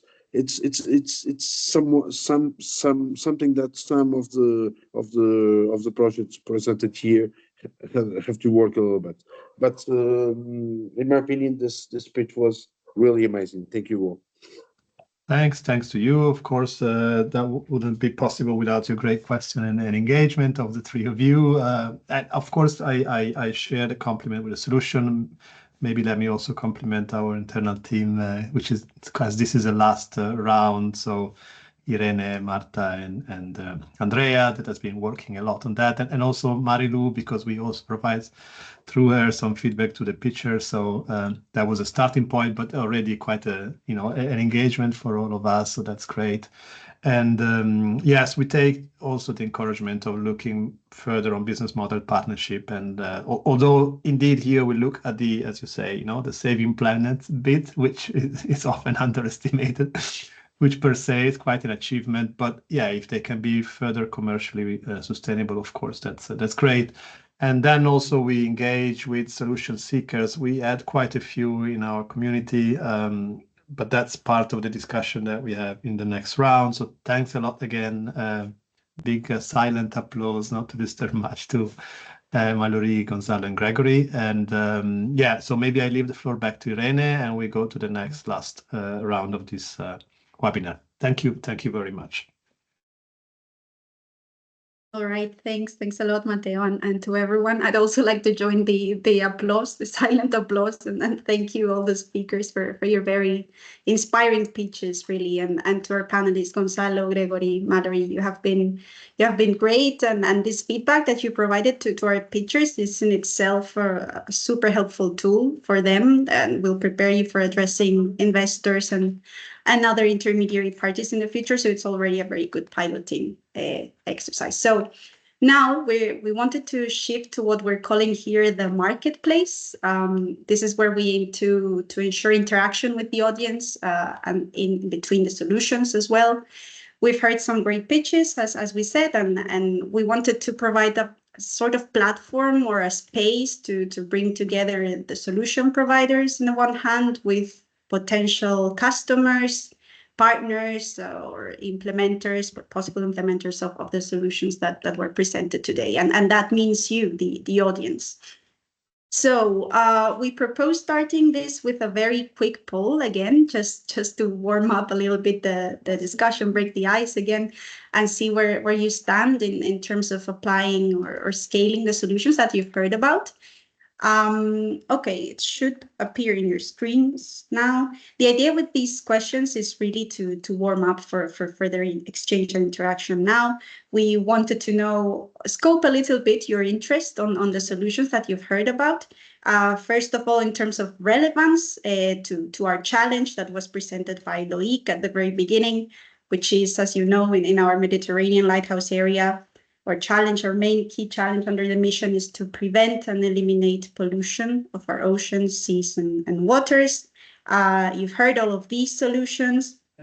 Kindly let us know from your perspective. Doesn't need to be a very elaborate assessment, just how you feel these solutions that you heard about really tackle these challenges. This is the first question, but then we would like to also know which solution you would like to follow up with. In case you're an interested party who would like to transfer, scale up, pilot, maybe buy the products that we've heard about today. Let us know here, and what we will do in the aftermath of this webinar is to provide a platform for matchmaking between you and share the contact details to ensure this collaboration and help you and accompany you in this process if you need so. And then finally, we put an open question here, which is about the gaps, the areas that you think have not been addressed in terms of monitoring, detecting, collecting pollution so far. We've heard great solutions, but maybe you still have some needs that you didn't really see reflected here. So this is also important information for us so we can further tailor our services and the support that we give to you as a project. So once you're done with the questions,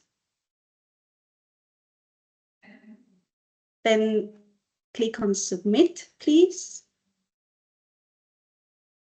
Yeah, either we're all reflecting a bit on what we want to say or we're a little shy, but yeah, we encourage you to go on.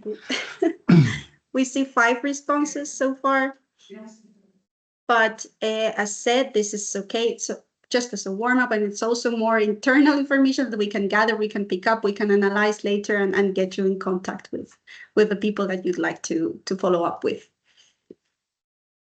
Okay, we see CMLO is a winner when it comes to the relevance. Congrats, although all the others are, of course, very much aligned with the challenge as well, as we see from the responses. Okay, many people want to follow up with our solutions as well, which is very good. We'll later on screen these answers, as I mentioned, no need to go through it now. But then we have quite a bit of activity in the third question, which is about the gaps. Okay, we see a lot on oil spills, oil pollution.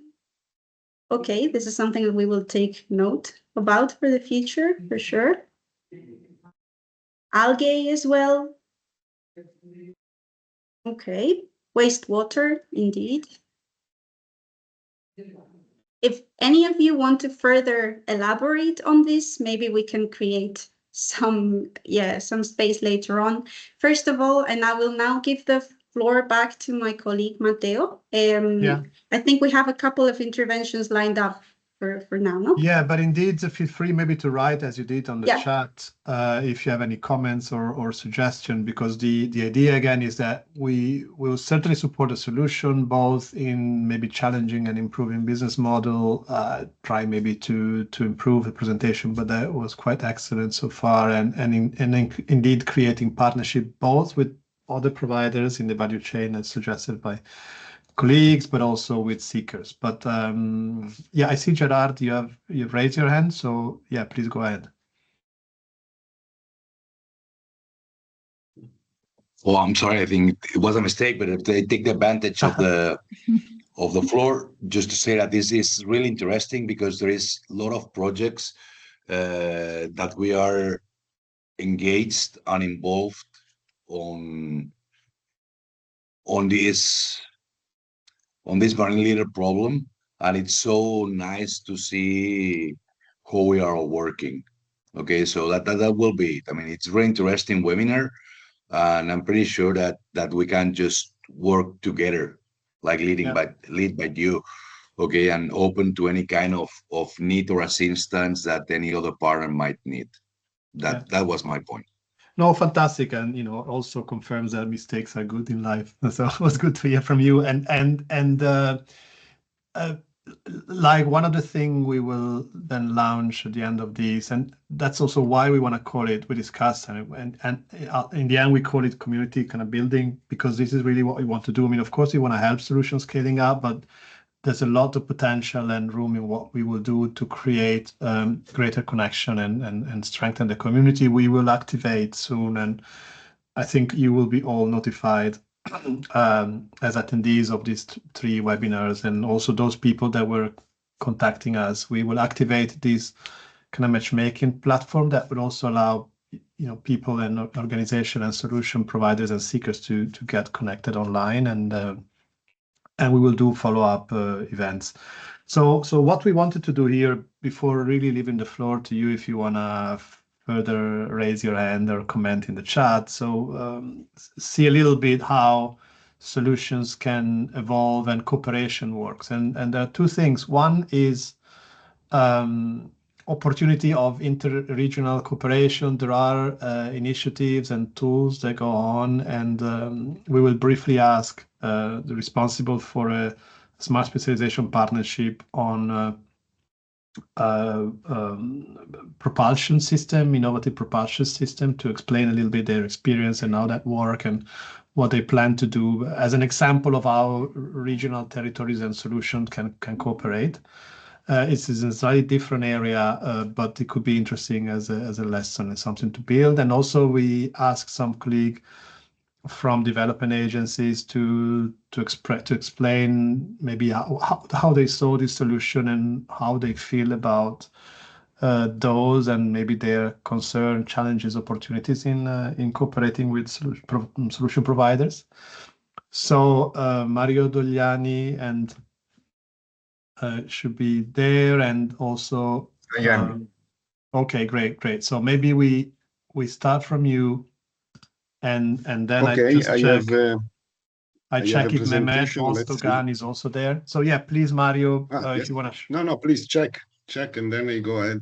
I did it. So also Mehmet Bozgan is there from the DOCA agency in Turkey. So maybe we go first with this cooperation initiative that you chaired and launched, Mario, and then we ask Mehmet a point of view overall on the solution.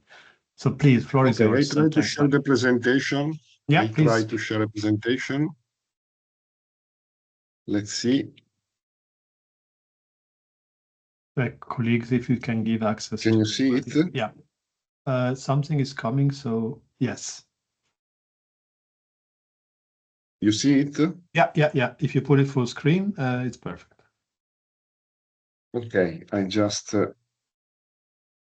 enlarge a bit. Yeah. So I will be quick.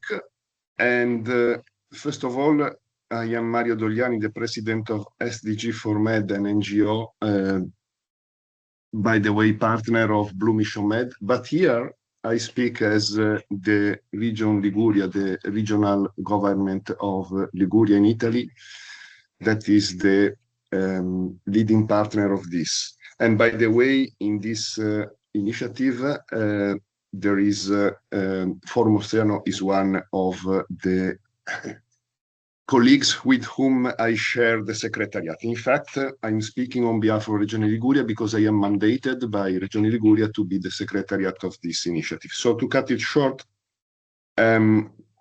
this is a partnership built under the S3 community of practice of the Commission. So we are recognized by the Commission, and we have a web page on the website of the Commission. Quickly, what is the background of this partnership, which is not so much related to plastic? Basically, the WestMed initiative, the group on green shipping and ports, identified clearly an issue, which is in the maritime sector.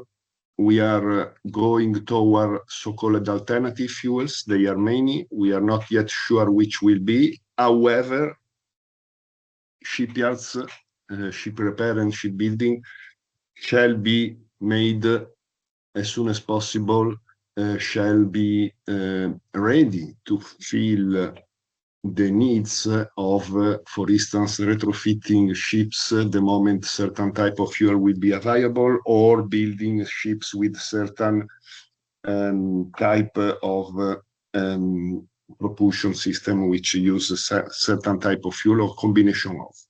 So basically, this is a matter of building. This is what is written here. Of course, I will provide Matteo and friends with this presentation, so you will have it.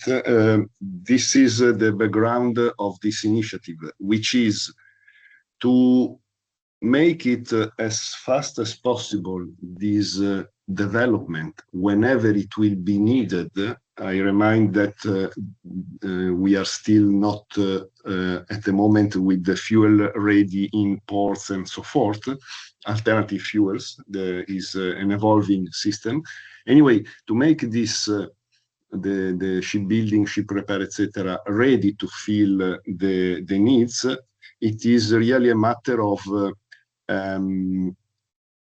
renewing the current value chains for shipbuilding and building a new one as appropriate. And in doing so, this is the scope of this partnership. And in doing so, the partnership will also look at if and as appropriate, facilitate, promote a quick development of refueling facilities in ports with the when available alternative fuels. Of course, if there is not the fuel, it is worthless to retrofit or to build a ship that use that one. So this is the thing. And so the concept is, and this is the concept of the community of practice and partnerships. The concept is different regions that cooperate. And when we speak regions, we speak of region and the quadruplic helix system within a region that cooperates across and beyond Europe. Now, there is a background, of course, quite significant. There are projects among which Blue Mission Med, some of the, not those discussed today necessary, but some of the solutions listed by Blue Mission Med, among others, are useful for this and are a background. This partnership is not on research, is on deployment. There might be partnership on research, of course. And this is basically the regions which were at the very beginning the promoter. So in November last year, when we submitted the proposal and the Commission accepted this. So the leading region, according to the rules, there are 3 leading regions. Liguria, which is the coordinator, Region Lisbona, from which Forum Oceano is helping together with me in the technical secretariat, and the region Attica. However, other regions, as you can see, are there. There are a couple of points to underline here. First of all, given the subject, which is shipbuilding and alternative fuel for maritime transport, we are not bound to an area or to a basin. We cover ideally, of course, Mediterranean, Baltic, Black Sea, etc., as well as, and this is possible, of course, is under this community of practice, as well as non-European countries. We have several, including North Africa. So the expectation, you understand already, the expectation of this partnership is that we facilitate, we foster a quicker development of infrastructure which are as necessary, as I said, when and as necessary in ports, but mainly the value chains. There are several companies, designers, some and even several small companies and results of research that are interesting, for instance, for carbon capture and storage, which is a technology which is important in view of future fuels for maritime. And so those we aim at in fact, integrate them, understand the level of maturity. And as I said, this partnership is not for research. Fortunately, there is a lot of research around on these topics, is for deployment. So the moment we will see the appropriate level of maturity, we will try to integrate, etc., etc. So all this is quite typical. I go quick because I'm not saying anything strange. This is what basically we do. Need assessment from one side, and as I said, what is available, the granularity at the regional level is very interesting, because in most cases is the region and not yet the country, let it be the European Union, who knows who are the incubators, who are the developments locally, and this is very important. And these are the funding organizations, a few from all the quadruple helix. As you can see, there are several. These are those who asked to join until end of April, and they will join. That was already decided. The partnership is open. There is nothing to pay. There is nothing to gain, apart from having future project and exchange, blah, blah, blah. One example, by the way, taken from Lisbon region, Gonzalo, one of the initial activities that we are carrying exactly, not too much detailed, but for any region we have, and they are several, see what are the current value chain, and maybe the forecasted, so whereas the system, the regional system, companies and so is developing something or is close to developing something. This is very important. It's very dynamic on this, in this moment when we speak alternative fuels and things like that. So this is what I was saying before, the granularity at regional level is very important. Okay, the other region have done or are doing something similar, and this is one point. This is, I don't bore you, this is the way we have organized ourselves.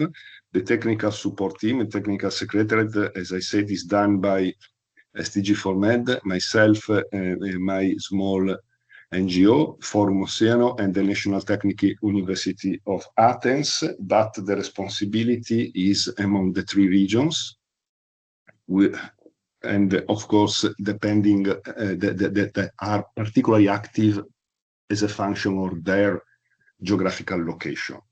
And then, of course, for us, it is obvious this partnership has these three main activities. As I said, the value chains and solutions, possible close or almost close to market solutions, which have to be integrated in existing or they need a new value chain, the necessary cooperation, stakeholders and so on, of course, and project and knowledge sharing. So basically, and correct me if I'm wrong, Matteo, I don't want to give a wrong message to the colleagues here.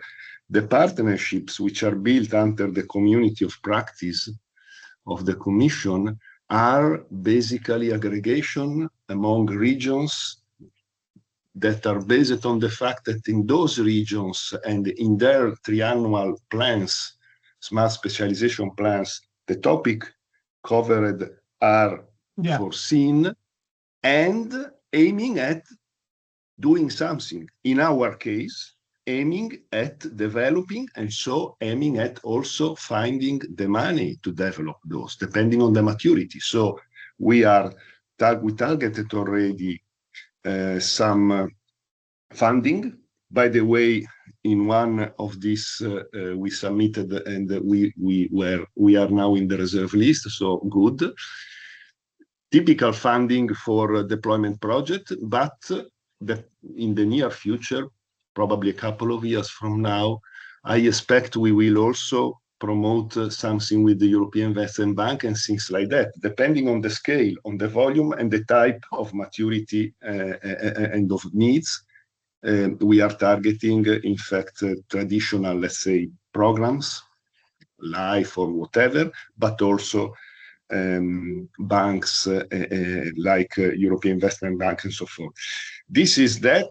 I just don't go through the last slide, but this is, which I think is quite useful to give you an idea of what one can do in one such partnership. This is basically how we organized this project proposal, where we have been ranked in the reserve list, which is very much what we are doing in the partnership.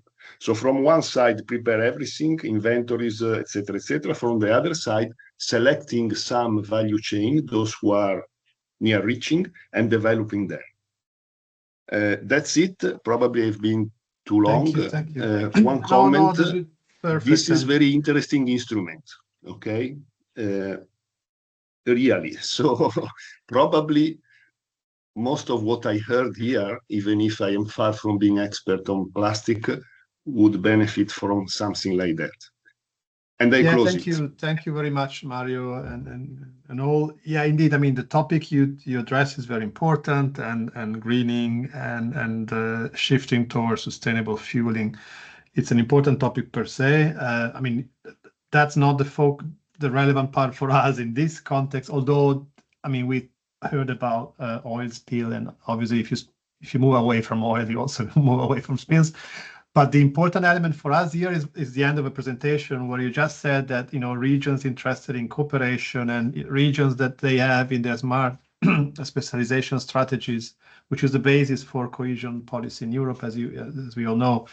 They have also maybe fight for plastic and issues of cleaning seas and beaches and addressing this structural issue as a source for innovation, because we've seen all these solutions, we've discussed about profitable, you know, aspects, and so we thought that what was good to give a hint of what can be done in terms of interregional partnership. I mean, of course, again, the topic of this specific partnership, Maria, is very important for the region. So we also encourage colleagues that are interested in, you know, knowing more to contact you, and also if they want to join, it's an open partnership. But what is important for this discussion in this webinar is that these are partnerships that exist, that could be an opportunity for regions to get together and brings really the value chain with basically all of us in this virtual room potentially involved as seekers, as providers of solution, as SMEs wanting to test those. So we just wanted to make the case for these options. It's certainly something that we will try to pursue between now and the end of the year to see if there's any interest from regions joining our webinars and more. But then again, good luck and thanks a lot, Mario, for this. And I encourage if there's any questions or bilateral contacts for this. So maybe we also want to see a different point of view, although I think Mehmet Bozogan, if you're still there, sorry, long webinar, from Turkey. You're also part of these S3 cooperation, although in a broader terms. But for us, just a reflection from a development agency, maybe if you want to explain a little bit what DOCA does, you ask a couple of questions. So what's your take on what we've said so far in terms of solution? From someone that might be implementing those solutions, and now I'm really looking at the pitching solution. What's your take? Do you have any comment, question, or suggestion to give us? Floor is yours. I'm hearing but not seeing you, but I'm sure you can turn on your camera as well. Can I share screen? I have a few slides to show. Yeah, please go ahead. I think you can do as Mario did. And thanks again, Mario.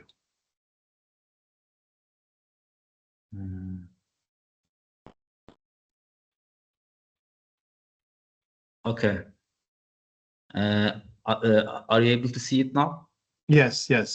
Okay. I see 22 slides. I assume you do a snapshot of those. Only few slides. We still want to make a family picture, so we don't want to make everybody. First of all, greetings from Trabzon, Turkey. Thank you very much for inviting me and make me part of this organization. As you see in the screen now, we are located in the Eastern Black Sea part of Turkey, so not in Mediterranean, but I'm original from a Mediterranean part of Turkey anyway.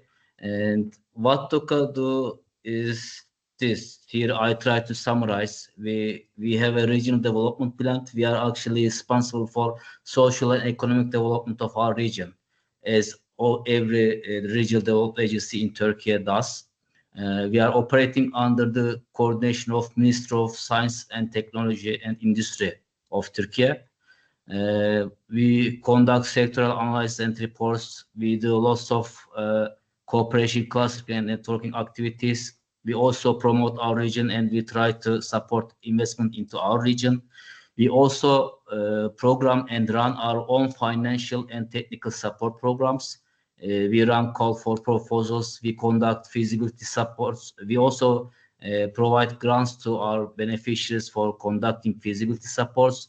We also finance technical supports, and we also have central programs that are being financed by the ministry, and we provide the regional run organization of these programs, and we also try to prepare or participate some European Union funded projects to provide support to our regional development efforts, let's say.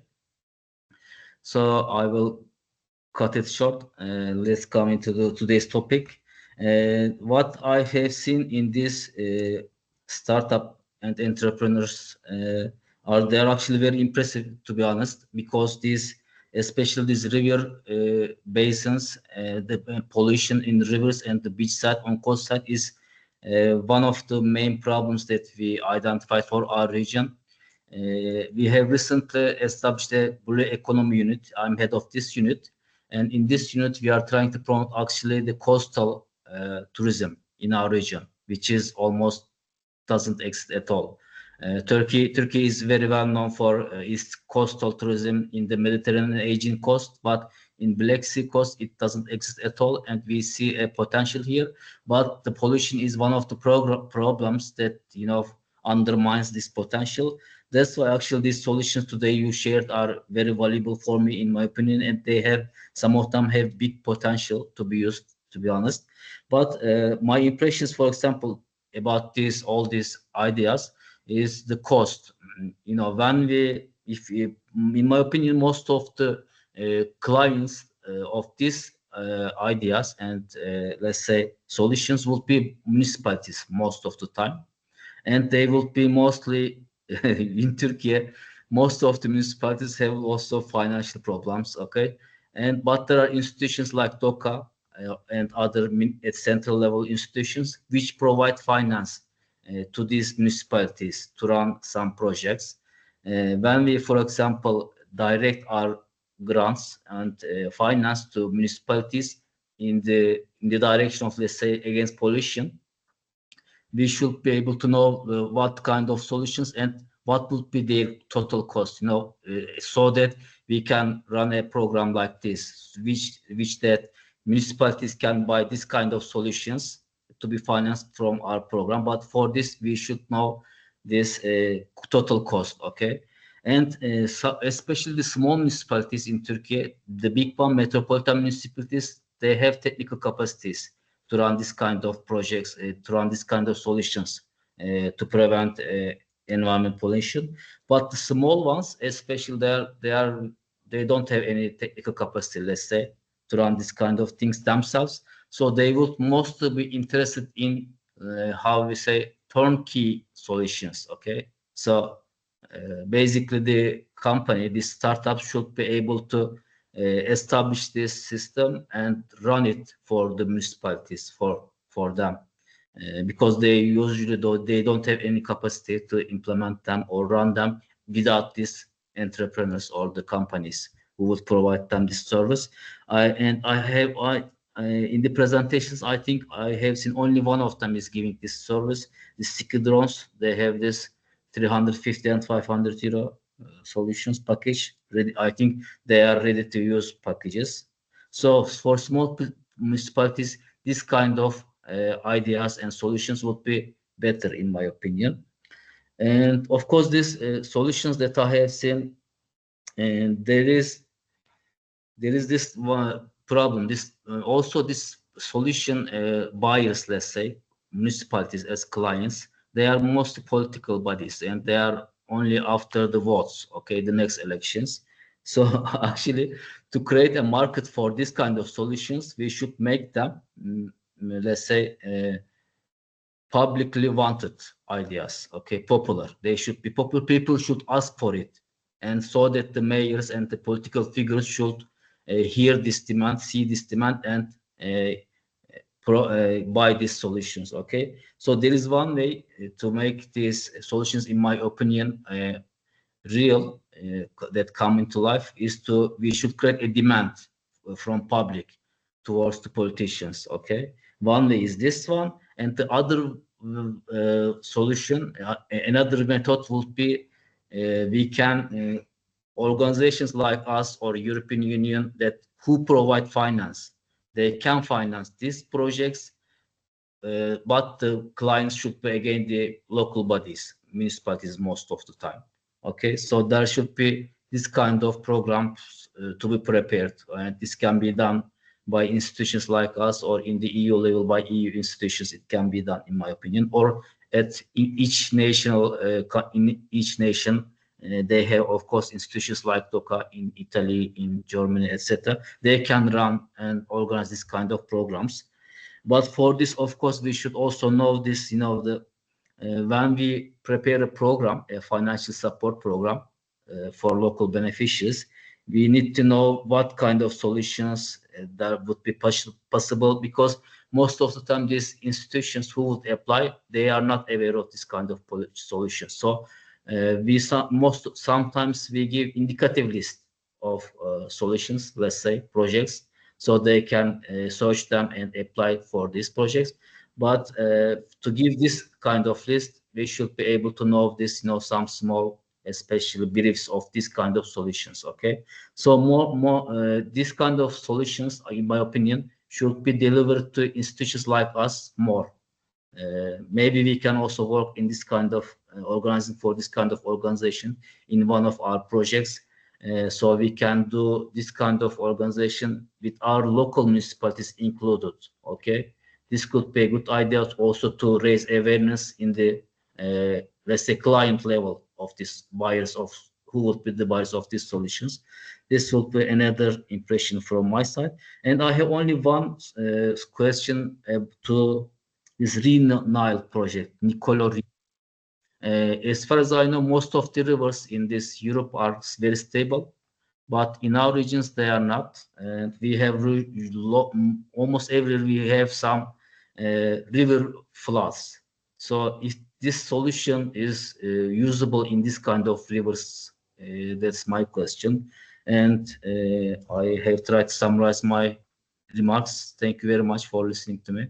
I hope. Thanks to you, Mehmet. And yeah, I also understand as part of your agency, you work with other agencies in Turkey, including the Mediterranean. So good to engage with you more collectively, and we definitely take note of what you say, because indeed one of the purposes that we have is having this catalog and this overview of solution, and then engaging systematically with the countries. And in the future, we might also look at how to, as you say, help administration in their procurement practice to be aware of the market availability, and maybe making some pre-procurement engagement with the solution, because that would be the key also for accessing funding. I mean, I take the point of some of our panelists saying that maybe the business model and the scaling up is not that great, but if that works at a local level, for us, it's already quite good. But yeah, you have a question to, I think, Nicola Rubini, right?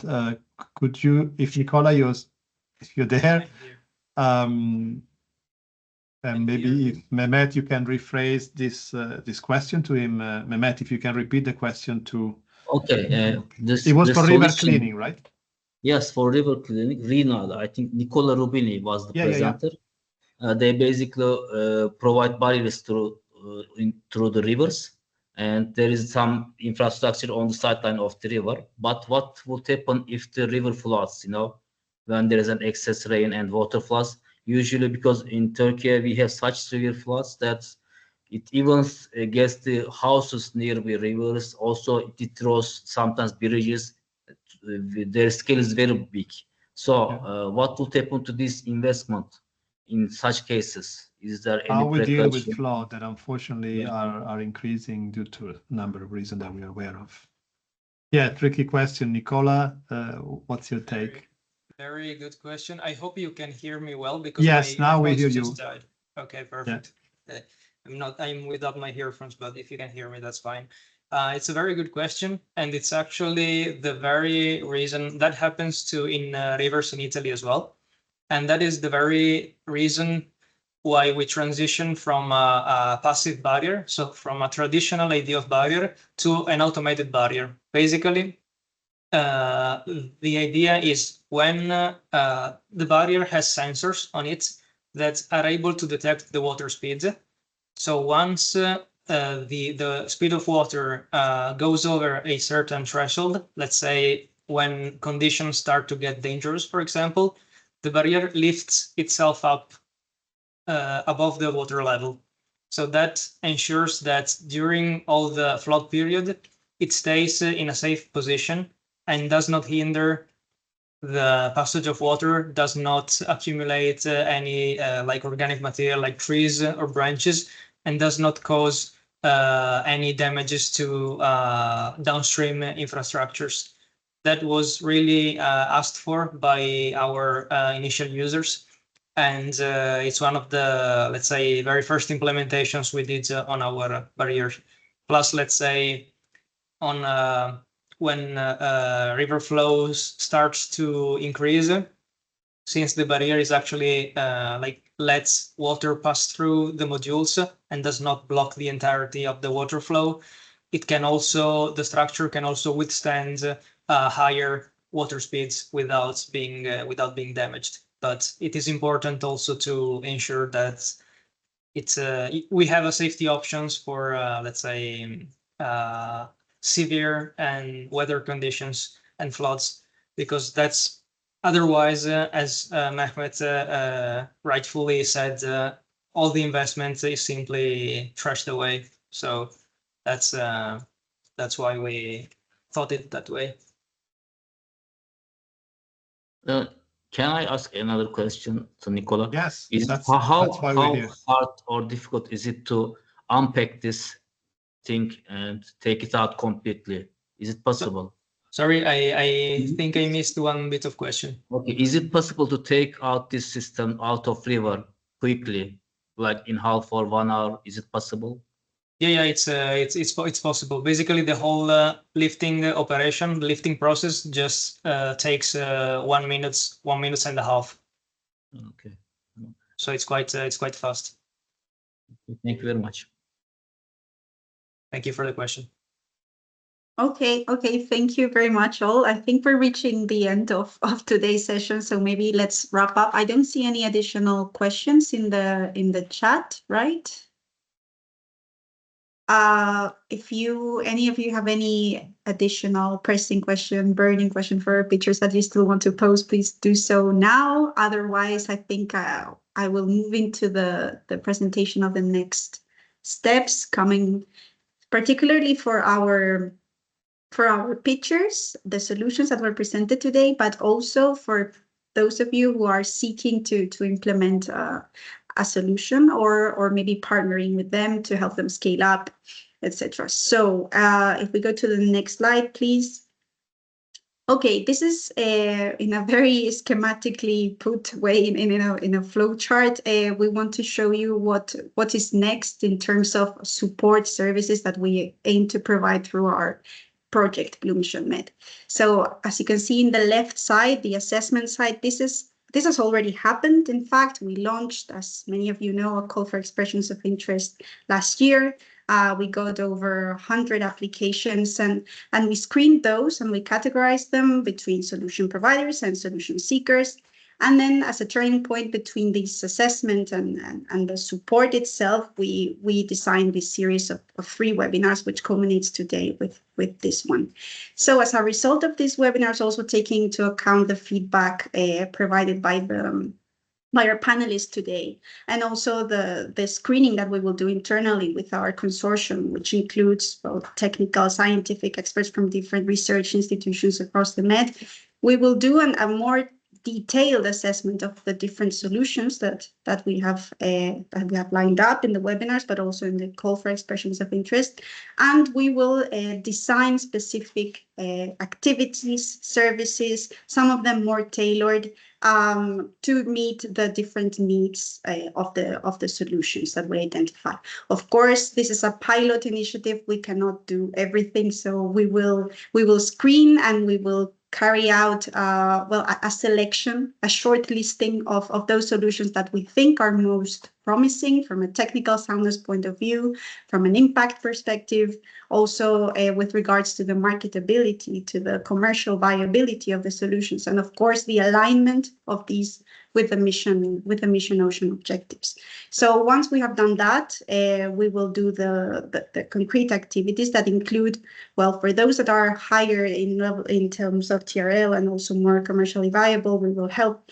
We will provide master classes. These are coming soon. You'll hear more information as soon as possible. We will do a series of master classes on the financing or financial, landscape overall, and tips and hints on how to approach these actors, investors, etc. But also for improving the pitching skills, as a matter you was mentioning before, which is something crucial to approach investors.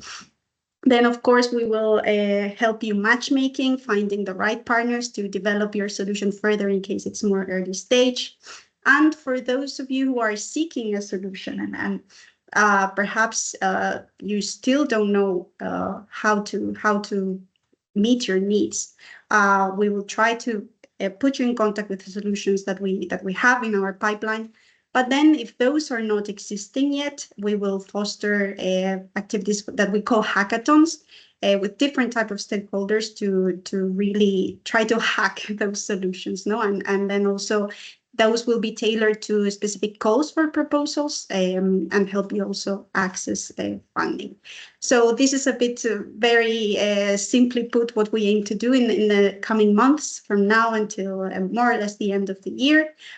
Please note this is an important announcement that we wanted to make today, that it is currently in the making. It's being built, a matchmaking platform that will be fully online virtually, where you can basically contact and partner with different organizations, whether you are a solution provider or a seeker. It will be called the Blue Mission Med Community, and that will be coming very soon. We will inform you in due time.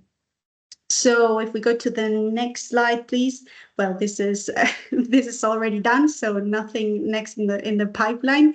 I wanted to mention the Blue Mission Med final event for you to save the date in your calendars. It will be happening Wednesday, 6 November in Rimini, Italy. So please save the date. We will host another pitching conference, this time more tailored to investors, which we hope to bring into the venue that day. So yes, please save the date for that. And I think that's all I wanted to say, unless my colleagues, Matteo, want to say anything else.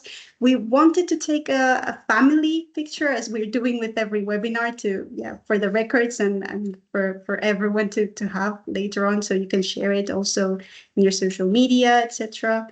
So if you could kindly turn on your cameras so we see you and have okay, perfect. We'll take a screenshot.